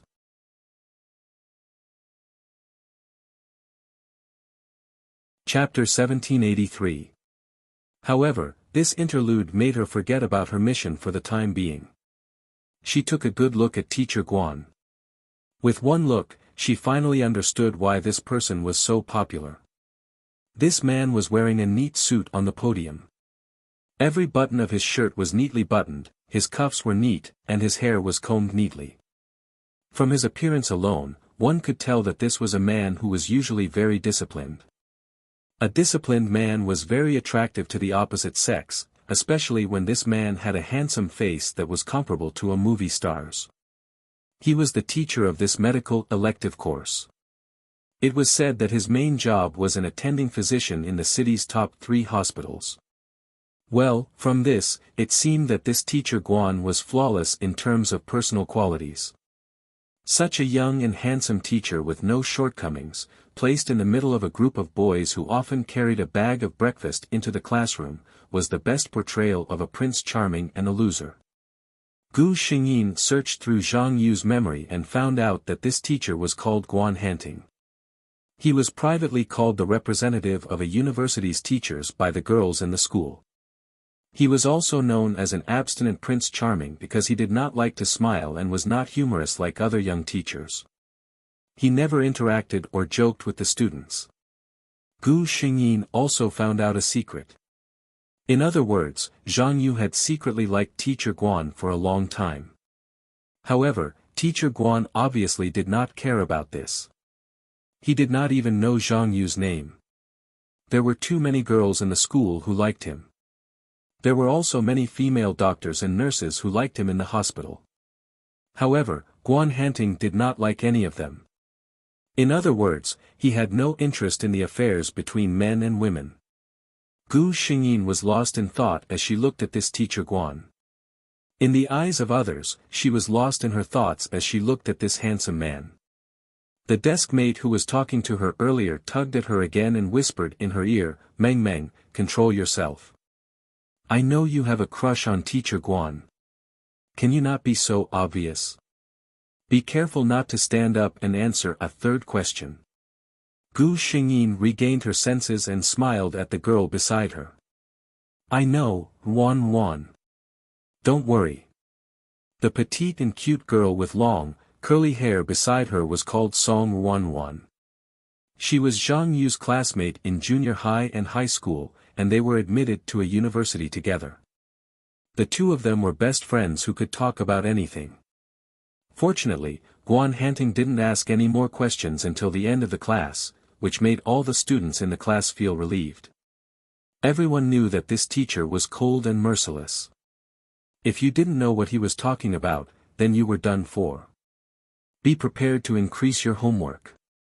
What? Not doing it? Don't you want your usual attendance scores? Don't blame me if you fail. A university's examinations and exams had always been known to be perverted. These students originally thought that they could finally relax after getting into a university, but after getting into a university with much difficulty, they realized that it was not easy. Fairy tales are all lies. He still memorized books, took notes, reviewed his notes, and checked his attendance on time. Of course, compared to high school, you have the freedom to choose. Choose to work hard or not. In other words, he had to choose whether to fail or not. The bell rang for the end of class. Guan Hanting decisively shut his mouth and said, "Class is over." Without any hesitation, he walked out of the classroom with his courseware. "He's simply a handsome man," Song Wanwan exclaimed as she cupped her face. Gu Xingyin was speechless.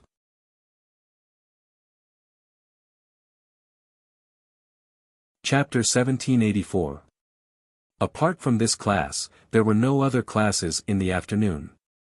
Gu Xingyin packed her things and headed to the dormitory with Song Wanwan. Not far from the school building, the two of them were blocked by a boy. Song Wanwan instantly understood when she saw his flushed face. She glanced at Gu Xingyin beside her and said decisively, "I'll wait for you over there." Then, she quickly walked to the small pavilion not far away. Gu Xingyin was stunned for a second before she understood the situation. Speaking of which, Zhang Yu was quite popular in a university. It was not uncommon for boys to confess to her on the streets.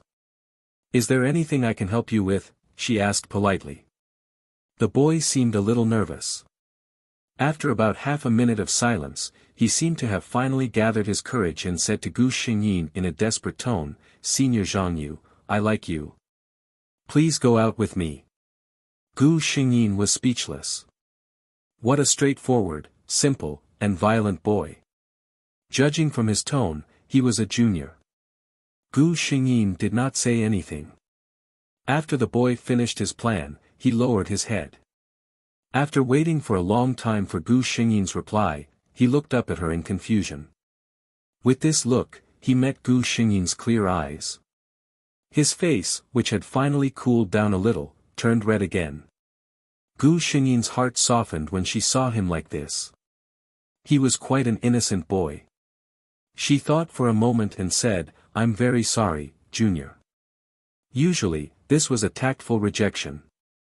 A trace of disappointment appeared on the boy's face. However, he was more persistent than Gu Xingyin had imagined. "Senior, may I take the liberty to ask you a question? What kind of boys do you like? I can change. I'm willing to become what you like." The moment she heard this, Gu Xingyin's mind flashed with Guan Hanting's expressionless handsome face. Thus, she replied, "I like mature men who are self-disciplined, strict, and don't indulge in life and themselves. They are sentimental." Unexpectedly, just as she finished speaking, the junior suddenly said, "So the rumor that you like Teacher Guan is actually true." Gu Xingyin, what did she just say? Alright, she admitted that she had subconsciously made those requests based on Teacher Guan's conditions. But did everyone really know that she liked Guan Hanting?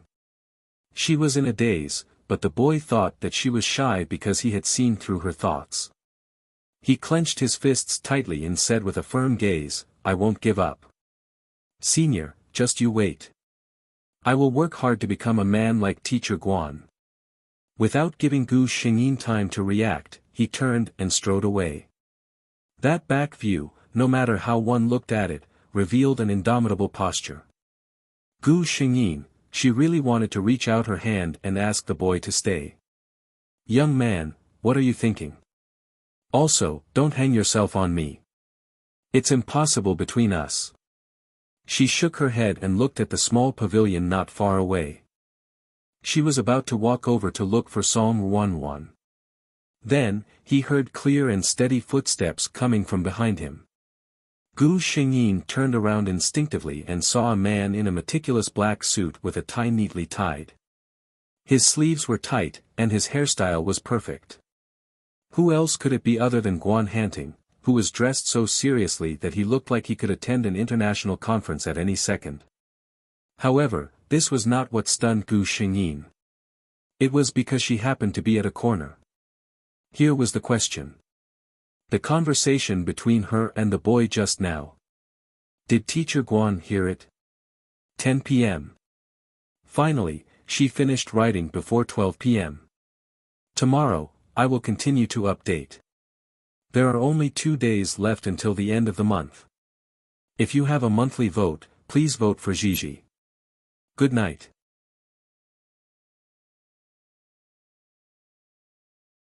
Chapter 1785. Gu Xingyin stood quietly as she watched Guan Hanting walk toward her. "Mr. Guan," she called out softly. Guan Hanting stopped in his tracks. He had been called to the office by a teacher to get some documents after class, so he was a little late. Unexpectedly, as soon as she turned the corner, she heard a sentence related to her. "So, it turns out that the rumors about you liking Teacher Guan are true." It was not that Guan Hanting was narcissistic, but he was the only teacher with the surname Guan in this school. In order not to embarrass the two, he stopped in his tracks. Then, he accidentally overheard the rest of the conversation.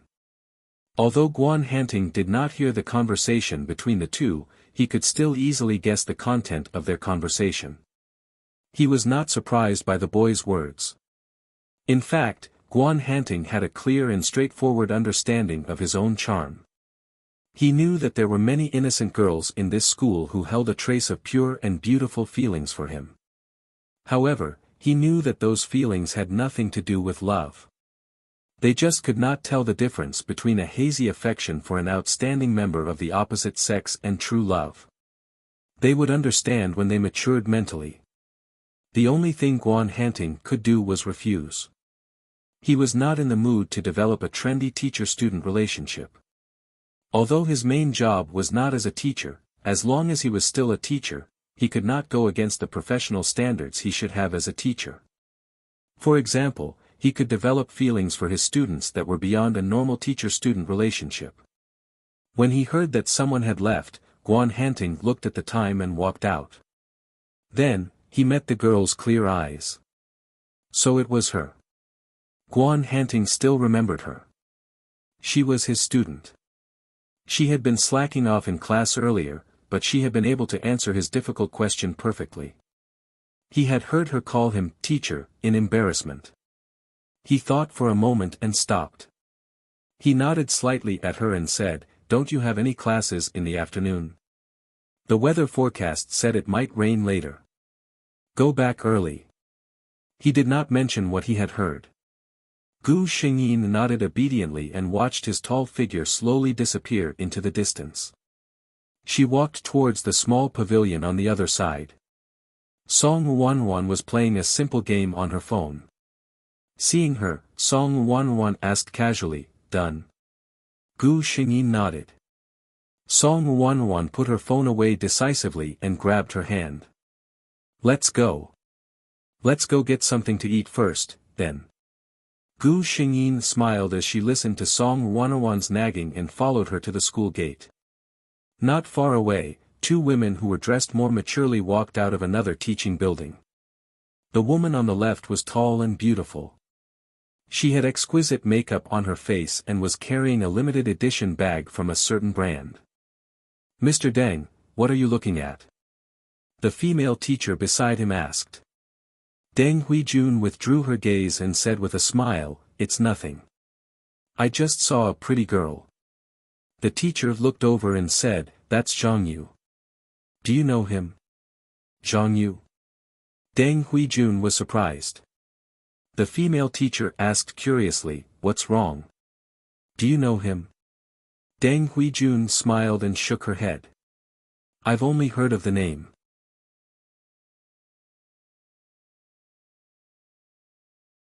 Chapter 1786. She said goodbye to the teacher and looked in the direction where Gu Xingyin and the rest left. She was deep in thought. Back home, Deng Huijun saw her mother, Zhao Li, applying a facial mask. Seeing that her daughter was back, Zhao Li looked at the time and tore off the mask. "No classes today?" Deng Huijun nodded and sat next to Zhao Li. "Mom, I saw Zhang Yu today." Zhao Li, who was massaging her face, raised her eyebrows. "Zhang Yu? You saw her?" Deng Huijun nodded. Her mother had told her about the unfairness of her maternal grandparents since she was young. Deng Huijun had never been to her maternal grandparents' house and had no feelings for the people there. Some time ago, her mother found out that her aunt's daughter, Zhang Yu, was also at a university and asked her to keep an eye on her. It was just that Deng Huijun had been busy with work recently and had not found a chance to interact with her. Zhao Li couldn't care less about her face. She asked, "What does Zhang Yu look like?" Deng Huijun thought for a while and said, "I didn't see her clearly. I only looked at her from afar. She is very beautiful." Zhao Li snorted and said in a strange tone, "Our Zhao family has always been outstanding. My sister has been a beauty since she was young. It would be strange if her daughter was not beautiful." She looked at her daughter's beautiful eyes and felt proud. She said, "But my Huijun is the most beautiful. No matter how beautiful Zhang Yu is, can she compare to my Huijun?" This beautiful and outstanding daughter had always been Zhao Li's pride. Deng Huijun was silent for a while. She did not tell her mother that Zhang Yu was actually very good-looking and was not inferior to her. If she told her mother, she would probably get angry again. It was better not to tell her. At this time, Zhao Li spoke again. "Are you done with your work? Anyway, you are a teacher at a university. You should interact with Zhang Yu during this time. I want to see what kind of outstanding daughter my good sister has raised." Deng Huijun nodded. She was also very curious about the legendary cousin. Looking at the time, she asked, "Where is Dad?" "Not back yet." Hearing her husband's name, Zhao Li's face sank. She said coldly, "Go back. I think he has long forgotten about this family. I don't know which vixen's house he's at." Deng Yuanlin was a playboy when he was young. Now that he was older, he didn't restrain himself at all. Zhao Li knew that over the years, the number of women he had outside was in the double digits. As for those who didn't know, it was needless to say. But what could she do? In the beginning, Deng Yuanlin would still apologize to her nicely and buy things to coax her. In the end, he was annoyed and left after saying coldly, "Why are you making a fuss? When you were with me, didn't you know that I was such a man? If you don't want to live with me anymore, we'll get a divorce." His heartless words made Zhao Li's heart turn cold. That's right. When I was with Deng Yuanlin, didn't I already know that he liked to steal food? Otherwise, how did she, Zhao Li, manage to squeeze out the first wife and succeed? How could she, Zhao Li, keep the man that other women couldn't? What was even more ironic was that the woman she looked down on had the courage to divorce Deng Yuanlin, but she, Zhao Li, did not even dare to divorce him.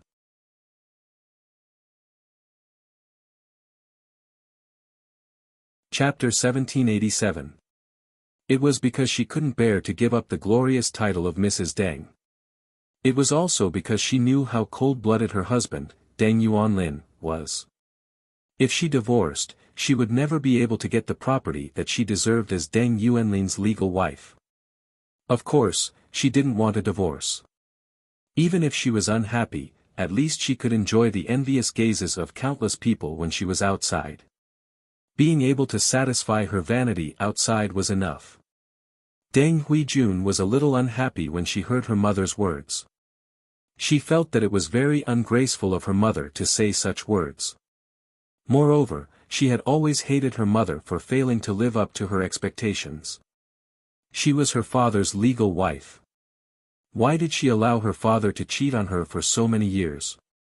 Deng Huijun, who had been raised as a princess since she was a child, did not know about her mother's past, glorious deeds. She had always been proud of her identity as the Deng family's princess.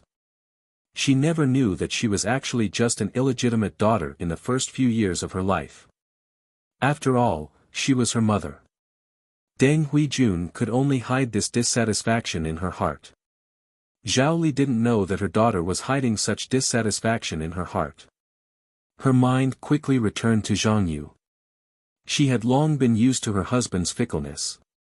Zhang Yu's matter was the most important at the moment. Then it's settled. You go and carefully find out what kind of person Zhang Yu is in private. It's best if she's not very clean. When the time comes, find a way to expose it. I'd like to see how wonderful the expressions on my parents' faces will be when they find out what kind of virtue their favorite granddaughter has. Deng Huijun was also looking forward to it. She had been influenced by what she saw and heard since she was a child. She had always held an unclear resentment towards her aunt and her cousin who was rumored to be very doted on. This time, if she could really get hold of something that could be used against her, Gu Xingyin lay on the bed and listened to the conversation between the mother and daughter with headphones plugged in. What a vulgar and vicious woman. She sighed in her heart and suddenly couldn't help but pity Deng Huijun. It was actually quite a sad thing to be raised by a mother who was full of negative energy and become like this when she grew up. However, this kind of sadness was not a reason to frame others at will. The next day. Coincidentally, it was also an elective course related to cold court.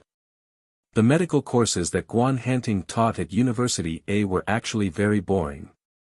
However, due to his good looks and ascetic temperament, this course was one of the most popular electives in the entire school. Of course, 70% of the students in the class were girls.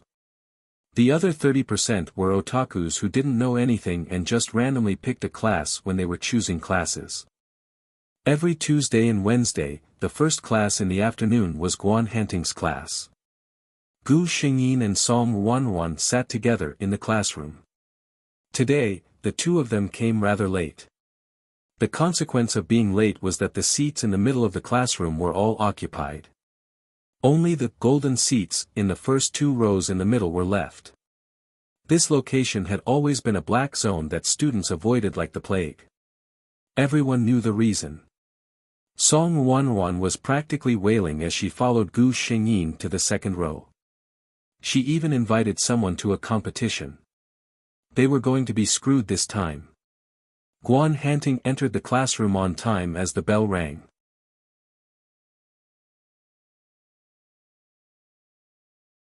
Chapter 1788.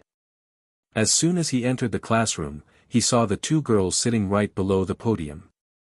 Let's start the roll call. He picked up the roll call list in his hand and said calmly. Zhang Huanhuan. Here. Chen Yuan. Here. Zhang Yu. Guan Hanting heard the girl in front of him open her mouth and answer clearly, here. So her name is Zhang Yu. Octopus. He circled the name in his mind and laughed inwardly at how interesting the names of her parents were. Next, the class began. Occasionally, Guan Hanting glanced over and could clearly see the girl supporting her chin with her hand. She seemed to be in a daze. He thought to himself that every time he saw her, she seemed to be in a daze. Thinking of this, he couldn't help but think of the conversation he heard yesterday. Did she really like him? Did she like him so much that she would be in a daze when listening to his class? Zhang Yu. Guan Hanting casually asked two questions. After glancing at the roll call list, he subconsciously called out this name. As soon as he said this, he was slightly stunned. Then he saw that the girl was also stunned for a moment. She didn't seem to expect that it would be her turn to answer a question. She blinked her big eyes and stood up. She seemed to be in a daze for a moment. Then, she clearly answered his questions. Guan Hanting was convinced by her ability to answer questions perfectly even when she was in a daze. Okay, sit down. Gu Xingyin breathed a sigh of relief. She was just in a daze a few times out of habit. How could it be so coincidental that she would be called out to every time? She began to sit properly and listen to the class attentively. She seemed to have been marked in this teacher's mind. She had to act quickly to wash away her image in his mind. During the entire class, Gu Xingyin found that Mr. Guan's eyes stopped on her at least 10 times. She thought to herself, that was close. He really did remember me. In fact, Gu Xingyin was overthinking it. Guan Hanting himself was a little puzzled. He didn't know why his eyes couldn't help but fall on the girl below the podium. Then, every time his eyes met hers, a strange sense of satisfaction rose in his heart. He felt that his condition was a little off. The class was finally over. Guan Hanting said, "Class is over." He lowered his head to sort out his materials and prepared to leave. When he turned around, he clearly heard the girl beside Gu Xingyin call her Meng Meng. Meng Meng? Was it a nickname? Guan Hanting muttered in his heart as he glanced at Gu Xingyin's appearance. He had to admit that this name suited her better. Gu Xingyin suddenly received a glance from the podium. She was somewhat baffled. What's wrong? However, Guan Hanting would not answer her. By the time Gu Xingyin regained her senses, Guan Hanting had already left the classroom. I can't play with my phone, stare blankly, or sleep for 2 whole periods. I'm so bored. Song Wanwan was still complaining. Next time, we have to come earlier, Gu Xingyin replied absent-mindedly. The two of them walked towards the dormitory.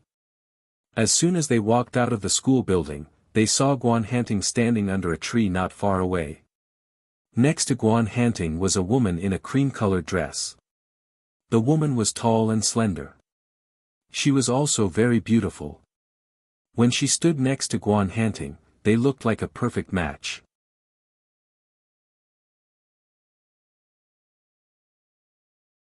Chapter 1789. Gu Xingyin didn't need to look to know who it was. Meanwhile, Song Wanwan exclaimed softly, "It's Ms. Guan and Ms. Deng." Gu Xingyin turned to look at her. Song Wanwan's voice was filled with excitement, as if she had just heard some juicy gossip. Meng Meng, you don't know Ms. Deng, right? She's the goddess in the hearts of countless boys in our school. She listed out everything she knew. She's the perfect example of a rich and beautiful girl. You know the Deng family, right? Her father is Deng Yuanlin from the Heroine Corporation. She's the daughter of a rich family. Most importantly, Ms. Deng is rich and beautiful. I heard that she's quite popular in school. She's in her 20s this year and has always been single. Everyone says that her standards are too high, which is why she hasn't had a boyfriend. As she spoke, she looked at the man chatting with her. Could it be that Ms. Deng has taken a liking to our Ms. Guan? The more she thought about it, the more she felt that the two of them were a perfect match. Only then did Song Wanwan realize that Zhang Yu had always liked Ms. Guan. She laughed awkwardly and said, "Meng Meng, don't take it to heart. You know how our Ms. Guan is. She's the classic cold-faced killer. Many beauties have thrown themselves at her, but she's been cruelly rejected by him. He might not fall for Ms. Deng, right?" Gu Xingyin listened to her friend's anxious explanation and smiled. "It's okay. I'm not worried at all." Song Wanwan was stunned. Huh? This reaction wasn't normal. She was Zhang Yu's best friend. She knew very well how much her best friend liked Ms. Guan. Gu Xingyin said confidently, "They won't be together." Song Wanwan looked at her in confusion. Was Meng Meng that confident? With Ms. Deng's qualities, not many normal men could resist her. Even if they couldn't be together in the end, it wouldn't be a bad idea to fall in love with such a beautiful and elegant woman. Gu Xingyin didn't explain much to her. Deng Huijun did have some feelings for Guan Hanting. She had always been proud and arrogant. For so many years, there had been many men who had pursued her, but none of them had caught her eye. It wasn't that she disliked the other party's family background, but she disliked the other party's appearance. When she met a handsome young master, she felt that the other party had no ability and was just a playboy relying on his family's yumeng. After all, she was quite well-to-do and could afford to waste time. It was fine for her to play for a few more years, so her family was not in a hurry.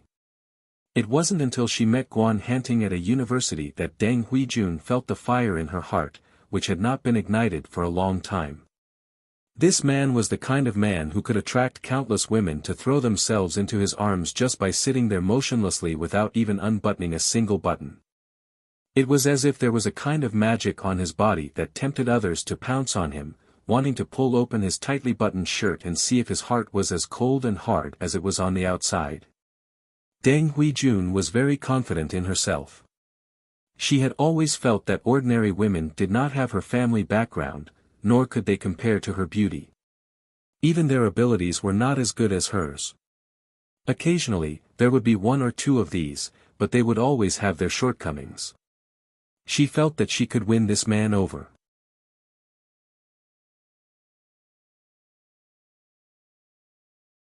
Chapter 1790. But when she got close to Guan Hanting, Deng Huijun realized that she was wrong. She thought that this man was like many other men. No matter how serious he looked, he would treat beautiful women differently. But this rule did not apply to Guan Hanting. Deng Huijun could feel that the way this man looked at her was different from other men. There was no surprise in his eyes, nor was he flattered by her taking the initiative to strike up a conversation with him. It was as if in his eyes, such a perfect beauty like her was no different from his group of silly students. Deng Huijun felt helpless. This was the first time she felt defeated by a man. Guan Hanting could roughly sense Deng Huijun's thoughts, but he did not feel anything special about this outstanding female colleague of his. He raised his watch to check the time and nodded at Deng Huijun. "Ms. Deng, I have something to do tonight. If there's nothing important, I'll take my leave." He lifted his leg and was about to walk past Deng Huijun when he suddenly paused. Deng Huijun sensed his movement and looked in the direction he was looking at in confusion. Not far away, two female students were looking in their direction. There were only the two of them nearby. It was obvious that they were looking at her and Guan Hanting. What piqued Deng Huijun's interest was that one of the two female students was her biological cousin, Zhang Yu. But did Mr. Guan know them? Deng Huijun was puzzled for a second before she realized that Guan Hanting had already started walking in the direction of the school's garage. He did not look in the direction of the two female students again. It was as if the pause was just an illusion. Deng Huijun did not take this scene to heart. Perhaps it was just an ordinary coincidence. Let's go back. Gu Xingyin said to Song Wanwan when she saw the two of them walk away. Song Wanwan nodded quickly. It was a little awkward to be caught sneaking glances at others while talking to each other. Deng Huijun watched as Gu Xingyin left, and her lips curled into a smile. Zhang Yu. Cousin will be coming to see you soon. Deng Huijun moved quickly. The next day, when Gu Xingyin went to class, she was stopped by someone. Hello, classmate. Gu Xingyin turned around. Deng Huijun looked at her embarrassedly. Excuse me, are you in the Chinese department? I'm a teacher in the foreign languages department. I have a document here that I want to give to Director Xiao of the Chinese department, but unfortunately, I just sprained my ankle. Can you help me deliver it? How could an ordinary student refuse such a request? Gu Xingyi nodded and took the thick document from Deng Huijun's hands. Deng Huijun took the opportunity to take out her business card from her bag and handed it to her.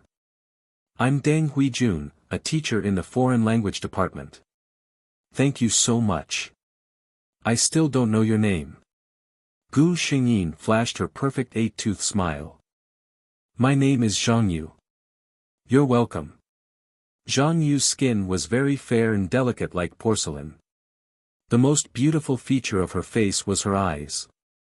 They were very big, and her clear black and white pupils were like two limpid pools.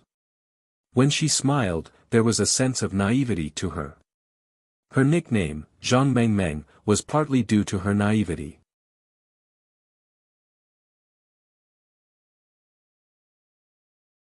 Chapter 1791. While Deng Huijun was secretly pleased with the success of her plan, she was also jealous of Gu Xingyin's appearance. She was already 26 years old, while the little girl in front of her was only 20. However, she had never had such an innocent look, whether it was now, when she was 20 years old, or even when she was younger. Her mother was very strict with her since she was young. Mrs. Deng, Zhao Li, only had one daughter. She felt that her daughter was her pride, and she must do her best in everything. Therefore, Deng Huijun was forced to endure her mother's resentment toward her maternal grandparents and aunts since she was young. She also had to learn various talents and skills. She did not have a so-called childhood, and she did not know how to smile so sweetly and innocently. Because her mother asked her to be a proud lady since she was young. The more outstanding her daughter was, the better she, as a mother, could stand tall in this family. It had to be said that Zhao Li had succeeded. Now, Deng Yuanlin did not have any feelings for his wife, Zhao Li, but he doted on Deng Huijun, the daughter who brought him pride. Occasionally, Deng Huijun looked at the children who acted coquettishly and asked their parents for candy. She felt a trace of envy in her heart. However, this envy turned into jealousy when it came to Gu Xingyin. She heard that her aunt and uncle had a very good relationship, and they were a famous model couple in the circle. They were not like other rich families, where there were all kinds of gossip every 2 to 3 days. Regarding this, Deng Huijun had reservations in her heart. In this upper-class society, she had seen too much ugliness under the glamorous appearance. Who knew if the Zhang family and the Zhang family were indifferent to each other under the beautiful appearance? As for her cousin, Zhang Yu, it was said that she had been pampered by the family since she was young. Deng Huijun used to be indifferent about this, but after seeing Zhang Yu, she believed it in her heart. If Zhang Yu hadn't grown up being spoiled and protected by her family, how could she have raised such a pair of pure eyes like Zhang Yu's? She watched Zhang Yu walk away with the documents, and a trace of disgust flashed in her beautiful eyes. She now understood why her mother hated her aunt so much. Because now, when she looked at Zhang Yu, she also hated her very much. It was the kind of thing that I had to pay a huge price and put in a lot of effort to get, but in her world, it was so easy to get. This kind of disparity could easily make people feel unbalanced. And the result of this imbalance was hatred in his heart. Especially since Deng Huijun did not have a good impression of Zhang Yu. It was very easy to hate someone. Gu Xingyin took the documents and handed them to the grade director. She knew that spraining her ankle and delivering the documents were just excuses. If she guessed correctly, in less than 2 days, Deng Huijun should be contacting her with the fate of thanking her. Her prediction was completely correct. However, she had obviously overestimated Deng Huijun's patience. The next day, she, coincidentally, bumped into Deng Huijun at school. Gu Xingyin's heart skipped a beat when she saw the woman's 13 centimeters high heels. Can't you be more careful when lying? She just sprained her ankle yesterday, and now she's going to continue hating the heavens? Wasn't she afraid of spraining her foot later?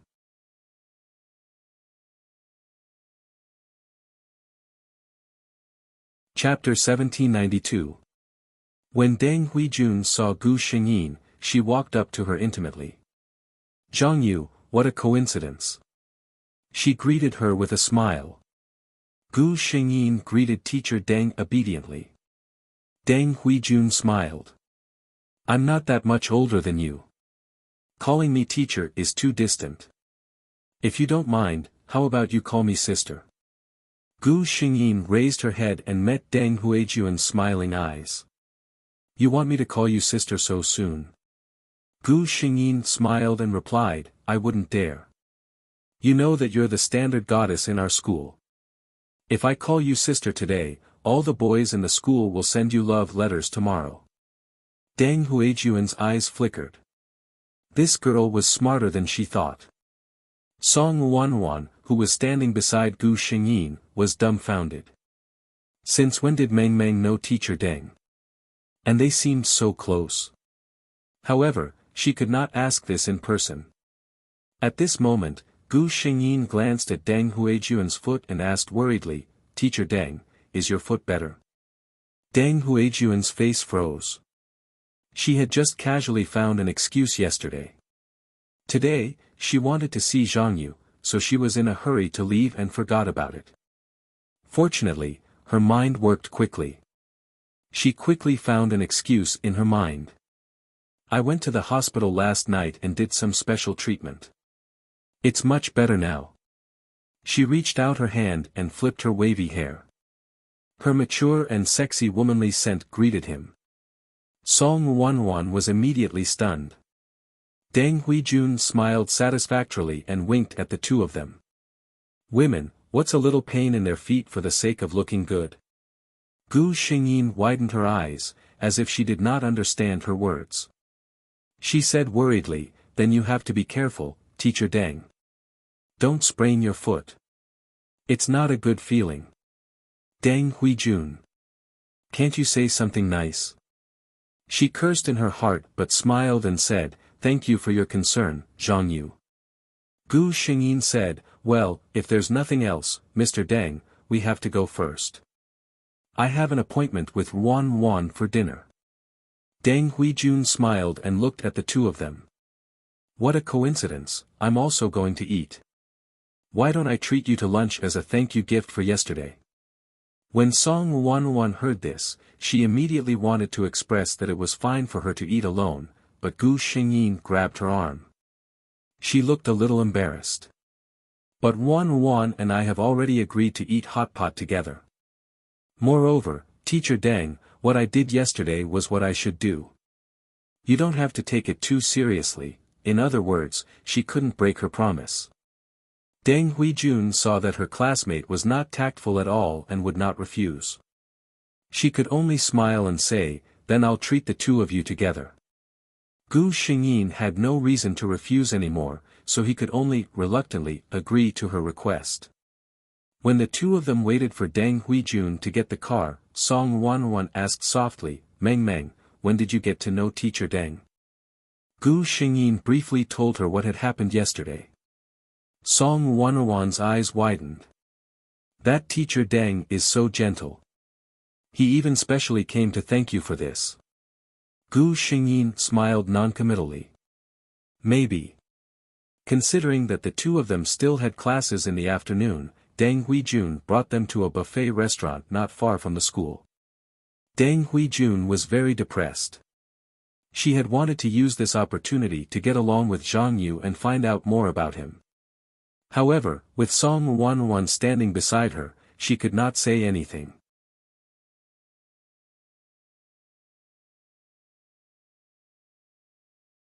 Chapter 1793. In the end, Gu Xingyin and Song Wanwan had a hearty meal. Deng Huijun was so upset that she wanted to die, but she had no choice but to pay with a smile. Thank you, Ms. Deng. Gu Xingyin thanked Deng Huijun with a smile. Deng Huijun suppressed her annoyance and said with a smile, "You don't have to thank me." She sent the two of them to the school gate before driving off. Meng Meng, Song Wanwan suddenly called out to Gu Xingyin.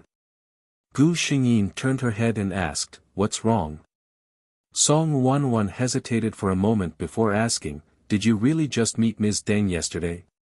Gu Xingyin nodded. "We met for the first time yesterday when I delivered something for her." Song Wanwan looked a little worried. She whispered, "Do you think that Ms. Deng is being too nice to you?" This was a very illogical place. Normally, it was normal for a teacher to ask a student to deliver something for her. Usually, a teacher would just thank the student verbally. This was not a big deal. However, Ms. Deng was being so formal. Not only did she ask the student to call her sister, but she also invited her to a meal. Those who did not know better would think that Gu Xingyin had helped her a lot. Gu Xingyin looked at Song Wanwan in surprise. She did not expect that her good friend, who usually only cared about eating and drinking, would have such a meticulous side to her. Song Wanwan saw that Meng Meng was looking at her like that and misunderstood. She quickly said, "Don't take it to heart. Let me tell you, Meng Meng, there are all kinds of people in this society. We can't just look at the surface." Before she could finish, Gu Xingyin grabbed her arm. "I know, housekeeper Wanwan," she said with a smile. Song Wanwan was stunned for a moment before she exploded. "Who are you calling housekeeper?" Gu Xingyin laughed. After fooling around for a while, the two of them returned to the dorm. When Song Wanwan saw that Gu Xingyin was confident in this matter, she did not say anything else. Anyway, regardless of whether that teacher Deng was really passionate or had other motives, Meng Meng would not be at a disadvantage as long as she was on guard against him. The next day, Gu Xingyin heard a piece of news from a male classmate who regarded Deng Huijun as a goddess. It was said that when teacher Deng went home last night, she missed a step. Fortunately, it was not the stairwell. However, she was wearing high heels that were more than 10 centimeters high. It was said that the sprain was not light. She went to the doctor that very night and had to rest for at least a week. Gu Xingyin chuckled when she heard the news. On the first day she came to this world, the skill she drew was rather magical. It was similar to the spirit of speech skill of the gods. However, if this ability was given to the gods, they might be able to create things, and they might be able to kill with a single word. However, in this world, due to the restrictions of the laws, Gu Xingyin's words had a much higher probability of coming true. The smaller the matter, the higher the probability of it happening after she said it. When they met yesterday, she deliberately said those words to Deng Huijun in such a worried manner. "Didn't you lie and say that you sprained your ankle? If I don't really sprain it, how can I live up to your words?" Song Wanwan even came to gossip with Gu Xingyin. Teacher Deng sprained her ankle the day before yesterday, and she sprained it again yesterday. This time, she probably won't be able to wear high heels for a long time.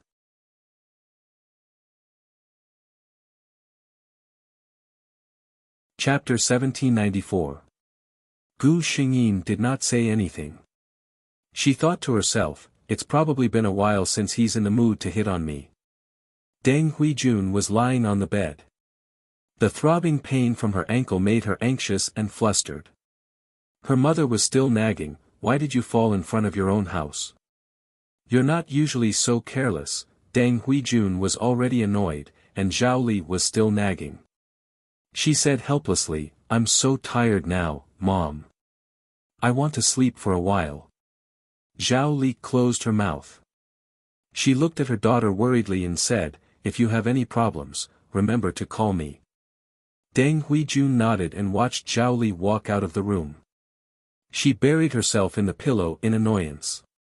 It was annoying. She always felt that she was unlucky. Deng Huijun had worn high heels for so many years, and nothing like this had ever happened. She could not help but scold herself when she thought of the excuse she had found before. She could find any excuse, but she had to say that she had sprained her ankle. Great, she had really sprained her ankle. The throbbing pain from her ankle made her unable to calm down. She could not help but think of Gu Xingyin again. Zhang Yu was also a jinx. She thought of what she had said yesterday. What did she mean by spraining her ankle again? Deng Huijun felt upset no matter what she thought. So annoying. She pulled the quilt over herself and sulked. Gu Xingyin did not know of her entanglement. However, even if she knew, she would only feel a little better and the sky would be a little bluer. It was Saturday, and there were no classes for the whole day. Gu Xingyin and Song Wanwan had originally agreed to go hiking in the nearby suburbs. However, Song Wanwan suddenly said that she had a date. Gu Xingyin, who was forcefully fed a mouthful of dog food, angrily put on beautiful makeup and then ran to the largest theme park in the city center to play alone. Water park. She did not want to play. It would be too troublesome if she got water all over her face. Roller coaster. Gu Xingyin looked at the young people who were vomiting as soon as they came down, and walked away silently. After looking around, Gu Xingyin realized that there was nothing she wanted to do. She strolled around and stopped in front of a machine for holding dolls. Looking at the pile of dolls in the glass container, Gu Xingyin's mood finally improved. "I want 10, she said as if she was talking to herself. She had said this to herself, but she didn't expect the children lining up next to her to hear it. "Big sister, you're exaggerating. I've never seen anyone with 10 dolls." Gu Xingyin subconsciously looked around. On the left, there was a 5 or 6-year-old little boy wearing denim overalls and a round hat on his head. He was looking at him with a serious face. "Handsome, are you talking about me?" The little boy nodded his head very seriously, "Yes, elder sister. Little uncle taught me that people shouldn't casually say things that they can't do. Otherwise, it will be very embarrassing." In fact, the first sentence was said by his little uncle, and the second sentence was made up by the little boy based on his own imagination. Gu Xingyin found it interesting.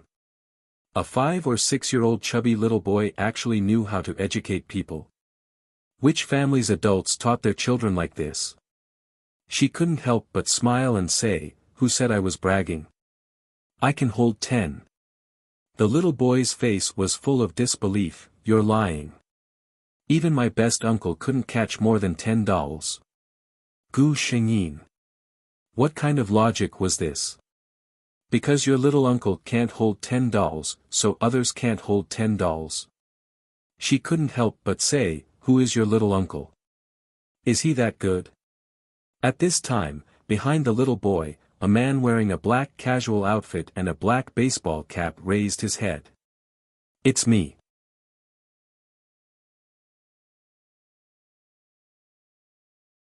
Chapter 1795. When she heard the voice, Gu Xingyin's body stiffened. When she saw the man's face, Gu Xingyin smiled awkwardly. What a coincidence, Teacher Guan. It was indeed a bit embarrassing to be caught quarreling with someone else's junior on the spot by an elder. The corner of Guan Hanting's mouth raised slightly. What a coincidence, student Zhang Yu. Gu Xingyin smiled and silently turned around to continue to line up. At this time, the little boy spoke. This time, he looked up and asked Guan Hanting, "Little uncle, do you know that beautiful sister?" Gu Xingyin heard the man's low voice less than a meter away. "Yes, she's little uncle's student." The little boy then said, "Just now, this sister said that she can pick up 10 dolls. I don't believe it at all."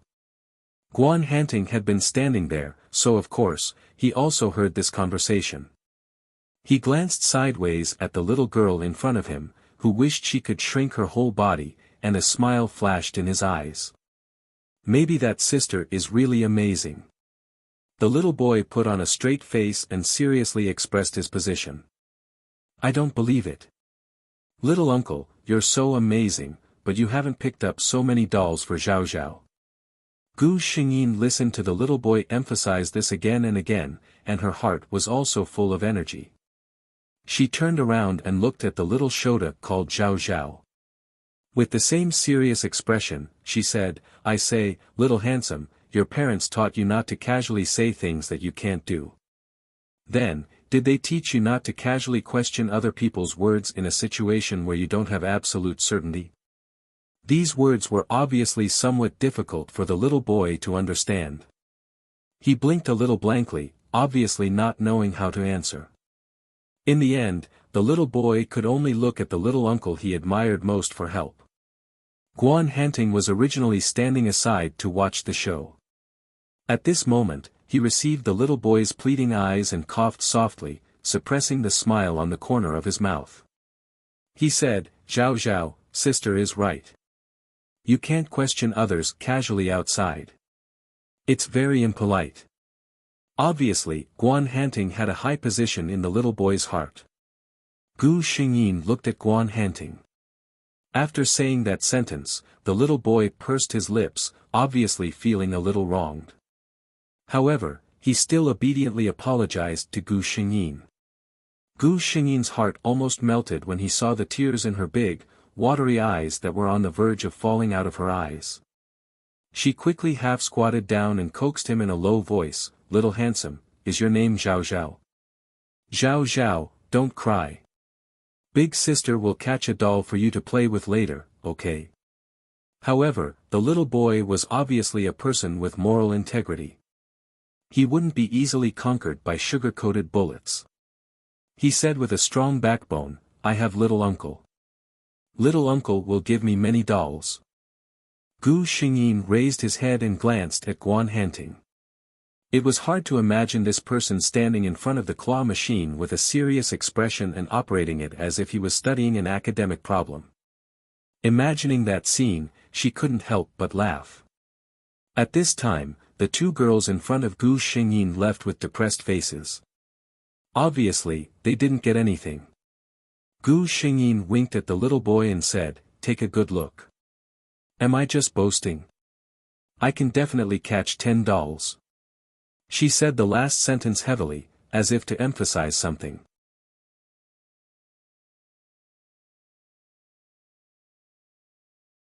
Chapter 1796. The little boy was still in line, so both of them were looking at Gu Xingyin. Guan Hanting had a hint of interest in his eyes, as if he was watching a good show. The little boy, on the other hand, really opened his big eyes and looked at Gu Xingyin without blinking, as if he really wanted to see if she could pick up 10 dolls. Speaking of which, Gu Xingyin was still a little confident in her heart. After all, picking up dolls wasn't a big deal. Words should be able to work, right? Then, she slowly began to operate the machine. 1, 2, 3. The little boy had already opened his eyes wide. In his eyes, that beautiful sister had simply subverted his understanding. The machine that didn't listen to him every time, was operated by that beautiful sister as simple as drinking water. Seeing that the dolls were successfully picked out one by one, the little boy couldn't help but look up at his little uncle. Guan Hanting was also looking at Gu Xingyin. However, unlike his little nephew who was staring at the dolls with shining eyes, his gaze was more focused on the girl who was focused on picking up the dolls. She seemed to be very serious. From Guan Hanting's angle, he could see a very serious side profile. Her long eyelashes were curled up, and her eyes were wide open. She lowered her head with full attention, looking at the claw machine below. Guan Hanting could see her straight little nose and her slightly pursed lips because of nervousness. She really looked like a doll. Guan Hanting was startled by the sudden thought that popped into his mind. At this time, Gu Xingyin happened to turn her head. However, she didn't look at him, but directly lowered her head to look at her little nephew. Guan Hanting looked at her with a smug and playful smile and said, "Little handsome, how is it? Do you want to count how many dolls this sister has picked up in total?" In front of her, there were exactly 10 dolls, no more, no less. Guan Hanting felt the corner of his clothes being pulled. He lowered his head and saw his nephew looking at him with pitiful eyes. The meaning in his eyes was self-evident. Guan Hanting glanced sideways at Gu Xingyin. Her black eyes were sparkling. She was obviously very happy. He curled his lips into a smile. Just as the couple in front of him left, he also walked in front of the machine. He turned to Gu Xingyin and said, "Please help me look after Zhao Zhao." Guan Hanting began to concentrate on operating the machine. Gu Xingyin stood at the side with her arms full of dolls. In front of her was the little boy, Zhao Zhao, who was standing obediently. In front of him was Guan Hanting, who was holding a doll with a serious face. This man was really handsome. As she watched, Gu Xingyin couldn't help but sigh. Perhaps it was because he had come out to have fun, but today, Guan Hanting was dressed very differently from his usual style. He wore a rather casual outfit with a handsome baseball cap on his head. This kind of outfit made him look less strict and distant than usual. He looked much more youthful and approachable. Gu Xingyin dared to guarantee that if Guan Hanting dressed like this in school, his popularity in a university would be even higher. However, his expression was still cold. He was clearly playing such an interesting game, but his expression was as serious as if he was performing a major surgery.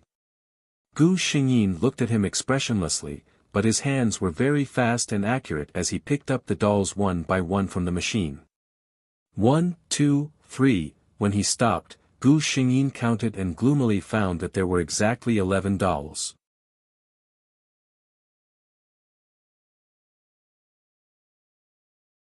Chapter 1797. Gu Xingyin, if she didn't know what kind of character Guan Hanting was, she would have thought that he was doing it on purpose. However, the little boy didn't give Gu Xingyin any face at all. He cheered and ran up. After counting them one by one, he proudly showed off to Gu Xingyin. "Sister, my uncle picked up 11. Gu Xingyin, she held the dolls in her hands and smiled as she praised him. This praise came from the bottom of her heart. Everyone knew that this kind of doll picking was really a skill. It was already good enough for an ordinary person to pick up a doll after playing a few times. Gu Xingyin admitted that if she didn't rely on the spirit of speech, it was hard to say if she could successfully pick up one. Guan Hanting, on the other hand, had managed to pick out 11 of them with his own abilities. However, the little boy was in a dilemma after being proud for a while. Children actually liked the fun of playing games. Guan Hanting held the dolls in his hands and said to him seriously, "Since you let your uncle pick up so many dolls, all of them are yours." Gu Xingyin held back her smile and looked at the little boy's confused face. Obviously, he didn't think about how to deal with these things. Some people were already looking over. Gu Xingyin was a girl, so it was fine. However, Guan Hanting was a man, and he was an iceberg cool guy. Yet, he was holding a bunch of colorful dolls in his hands. This contrast attracted the attention of many passers-by. Gu Xingyin even saw a few young girls taking out their phones and secretly taking photos. Guan Hanting just looked at his little nephew seriously. Gu Xingyin knew that this was probably his special way of educating his nephew. He was teaching him how to be responsible for his own actions and how to find a way to solve the problem. Therefore, Gu Xingyin didn't say anything and just stood at the side and watched quietly. The little boy tilted his head and thought for a moment. Then, he suddenly stretched out his hand and took the two dolls. He looked at Gu Xingyin and asked, "Sister, do you like dolls very much?" Gu Xingyin instantly understood the little boy's meaning and cleverly avoided this trap. She shook her head and said, "Sister does like dolls, but sister already has a lot of them." She glanced at the man in her arms. Seeing this, the little boy didn't say much and ran to the two girls who were taking photos. Gu Xingyin couldn't hear what he was saying, but from the interaction between them, she could tell that the little boy was probably asking the same question as her.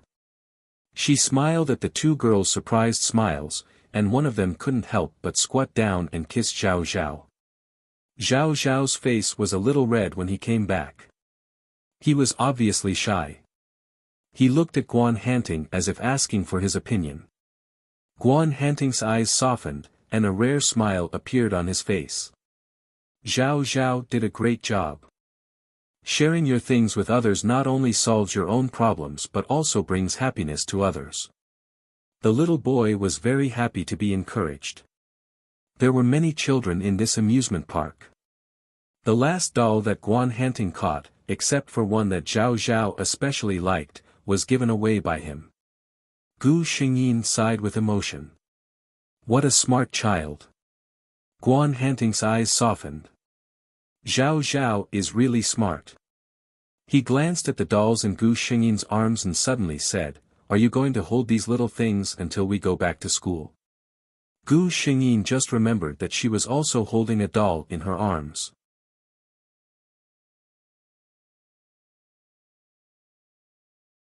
Chapter 1798. She looked at the things in her arms and was a little worried. Gu Xingyin's eyes lit up when she saw Zhao Zhao, who had just returned from delivering the things. She squatted down with difficulty and said to Zhao Zhao, "Handsome Zhao Zhao, are you willing to do me a favor?" The little boy looked at her in confusion. Gu Xingyin smiled brightly and said, "I also want to give these dolls to those who don't have dolls." "Zhao Zhao, are you willing to help me?" Zhao Zhao tilted his head and asked in confusion, "Can't you do it yourself?" Gu Xingyin blinked and looked a little wronged. "But you're not as cute as Zhao Zhao. If you give them to them, no one will want them." Guan Hanting, who was standing at the side, was speechless. He looked at Gu Xingyin with a blank expression as she coaxed his little nephew. If it were any other day, he might have taken his little nephew and left directly. But today, he didn't know why, but he felt that it was a good thing to watch these two clowns act cute. The little boy was only 5 years old, so he was obviously no match for Gu Xingyin. After being coaxed by Gu Xingyin, he quickly took all the dolls in Gu Xingyin's hands and gave them away one by one. When he came back, his eyes were sparkling, and his face was red and smiling. Gu Xingyin was tempted. She couldn't restrain her inner desire at all. She directly picked up the cute little boy and gave him a kiss. Then, a bright red mark appeared on the left side of Zhao Zhao's fair face. Gu Xingyin chuckled at the sight, but he didn't say it out loud. Zhao Zhao was a little shy. He remembered that his family had taught him not to get too close to strangers. But this sister's body was really fragrant and soft. He didn't want to leave at all. Moreover, this sister and little uncle knew each other. So, it should be okay to hug for a while, right? He carefully turned his head to look at his uncle. Sure enough, his uncle didn't ask him to come down.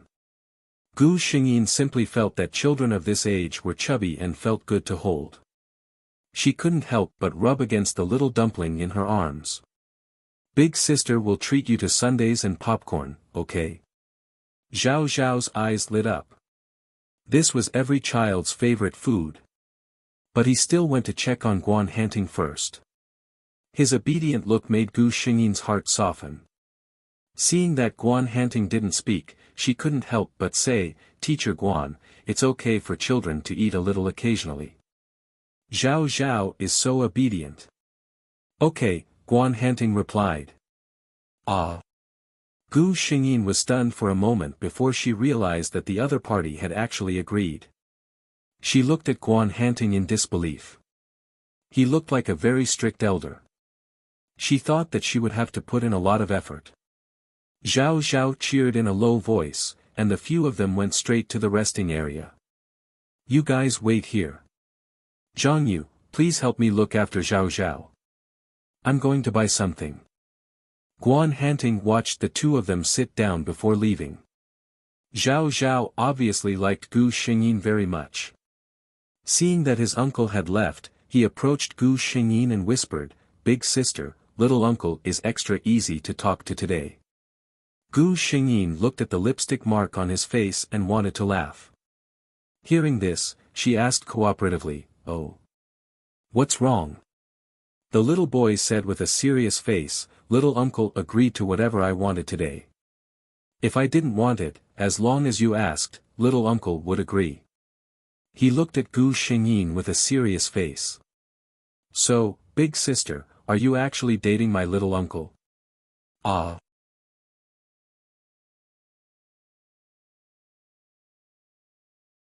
Chapter 1799.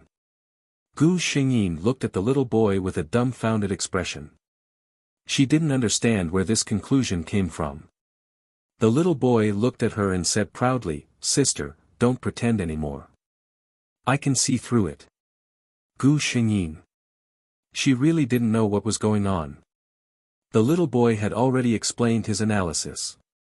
"My dad said that no matter how serious and cold a man is, he will become extraordinarily gentle and easy to talk to when facing the woman he likes. Sister, you see, my uncle has never been so easy to talk to. So, it must be because of you." Gu Xingyin, it sounds so reasonable that I have nothing to say. But, she looked at the little boy with a gloomy smile. "I say, handsome Zhao Zhao, if your uncle heard what you said," the little boy's body trembled quickly. His uncle's expressionless face flashed in front of his eyes. His uncle wouldn't hit him, but he would coldly look at him until he cried. In the entire Guan family, the one Zhao Zhao was most afraid of wasn't his father or grandfather. It was his uncle, Guan Hanting. He moved a little nervously in Gu Xingyin's direction and whispered, "Sister, you're so beautiful. I like you the most. You won't say this to my uncle, right?" Gu Xingyin held back her laughter and said with a serious face, "Your uncle is my teacher. Students can't lie to their teachers." The little boy gritted his teeth and looked at his favorite monster pillow in his arms. He reluctantly handed it to Gu Xingyin. Then, "I'll give this to sister." Gu Xingyin finally couldn't help but laugh. She put the monster pillow back into Zhao Zhao's arms and said with a smile, "Sister doesn't want Zhao Zhao's pillow. Zhao Zhao is so cute. Sister won't tell on you." Zhao Zhao's eyes sparkled and his heart finally relaxed. As expected, he really liked this sister. She was pretty and had a good personality. When Guan Hanting came back with a few bags in his hands, he saw two small heads, one big and one small, walking together and whispering something to each other. He couldn't help but laugh. He placed the food on the table, instantly attracting the attention of the two. Delicious food was always the most attractive thing to a foodie. Coincidentally, Zhang Yu was a well-known glutton. And from the looks of it, this little Shota named Zhao Zhao was no exception. Looking at the two pairs of eyes staring at him, Guan Hanting suddenly had the illusion that he was raising two nephews. He sighed inwardly and reached out to open all the packaging. In addition to sundaes and popcorn, Guan Hanting also bought a lot of food. Zhao Zhao was a mischievous child. He reached out and picked an apple-flavored sundae and handed it to Guan Hanting. "Uncle, have some." Gu Xingyin glanced at him. This brat knows how to present Buddha with borrowed flowers. Guan Hanting looked at the sundae that was handed to him and frowned slightly, but he still reached out to take it. He had never liked these sweet and greasy things. And as a doctor, perhaps because of his profession, he instinctively rejected this kind of raw and cold food. However, he couldn't refuse his little nephew's kindness. Gu Xingyin found it funny. Suddenly, her hand felt cold. It turned out that Zhao Zhao handed over another apple-flavored sundae and winked at her mischievously. "Let's eat the couple's sundae," the little Shota smiled and mouthed at Gu Xingyin.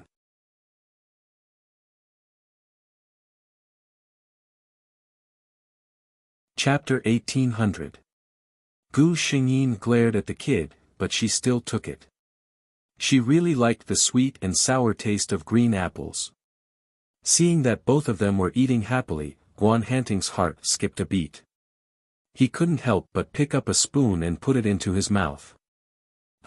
It tasted pretty good. The combination of a handsome man, a beautiful woman, and a cute little boy had undoubtedly become a big attraction in this resting area. People kept looking over and whispering to each other. At this time, Gu Xingyin's phone rang. She took out her phone and continued to eat while answering the call. Wan. I'm. Yes, not alone. Guan Hanting listened to the girl on the other side of the phone and suddenly looked up in his direction. With someone I know, not a date. Okay, I got it. Go on your date. I'm hanging up. Guan Hanting raised his eyebrows. Date? Gu Xingyin's face turned red. My roommate called. I originally planned to go out with her today, but she ran off on a date. Gu Xingyin was almost done speaking when she realized, why did she have to explain so clearly? Guan Hanting looked at her blushing face and the smile in his eyes became more obvious. I'm not asking about your roommate, I'm talking about you. Huh? Gu Xingyin looked at him in confusion before she understood the meaning in his tone. Zhao Zhao shook his short legs and glanced to the left at Gu Xingyin, then turned to look at his uncle. He deliberately dragged out his childish voice. Date. Gu Xingyin turned to look at Guan Hanting and explained, I was afraid that if I told Wan that the person in the amusement park with me was Teacher Guan, it would cause some misunderstandings. That's why. Misunderstandings? Guan Hanting looked at her with a faint smile. What kind of misunderstandings would there be if we met at the amusement park? Gu Xingyin had never known that Teacher Guan was such an unforgiving person. Didn't they say that he was quiet and didn't care about anything? Who was this person who was closing in on him? She glanced at Guan Hanting gloomily, puffed up her cheeks, and didn't intend to say anything. What could she say? Many people knew that Zhang Yu liked him, so if they knew that she was with him, there would be all kinds of speculations. Guan Hanting suddenly leaned over. Gu Xingyin widened her eyes. What was going on? The little fellow, Zhao Zhao, also widened his eyes and looked at the two of them with a burning gaze. Then, Guan Hanting gently raised his right hand and touched Gu Xingyin's lips. Gu Xingyin sensed something and gently wiped the corner of her mouth. It was his finger. Her face immediately turned red. Teacher Guan, you. What are you doing? She stuttered. Guan Hanting glanced at him and calmly retracted his hand. He casually pulled out a tissue and wiped his hand. Your sundae is all over your face. Gu Xingyin didn't know what to say. Zhao Zhao also looked at Gu Xingyin and made a shy face. Sister, you're already an adult. You still get food on your face when you eat. Zhao Zhao won't do that. Gu Xingyin didn't know what to say. She was actually mocked by a 5-year-old little boy. How infuriating. She looked at Guan Hanting, who didn't seem to care, and forced a smile. Thank you so much, Teacher Guan. You're tuning into the Han Li's Wuxia Adventures YouTube channel. We're so grateful for your support and don't forget to subscribe to join us on this incredible journey through captivating stories. Your generosity through donations truly makes a world of difference, as it's the primary source of revenue that allows me to expand and enhance this channel for you. Thank you from the bottom of my heart for being a part of this adventure.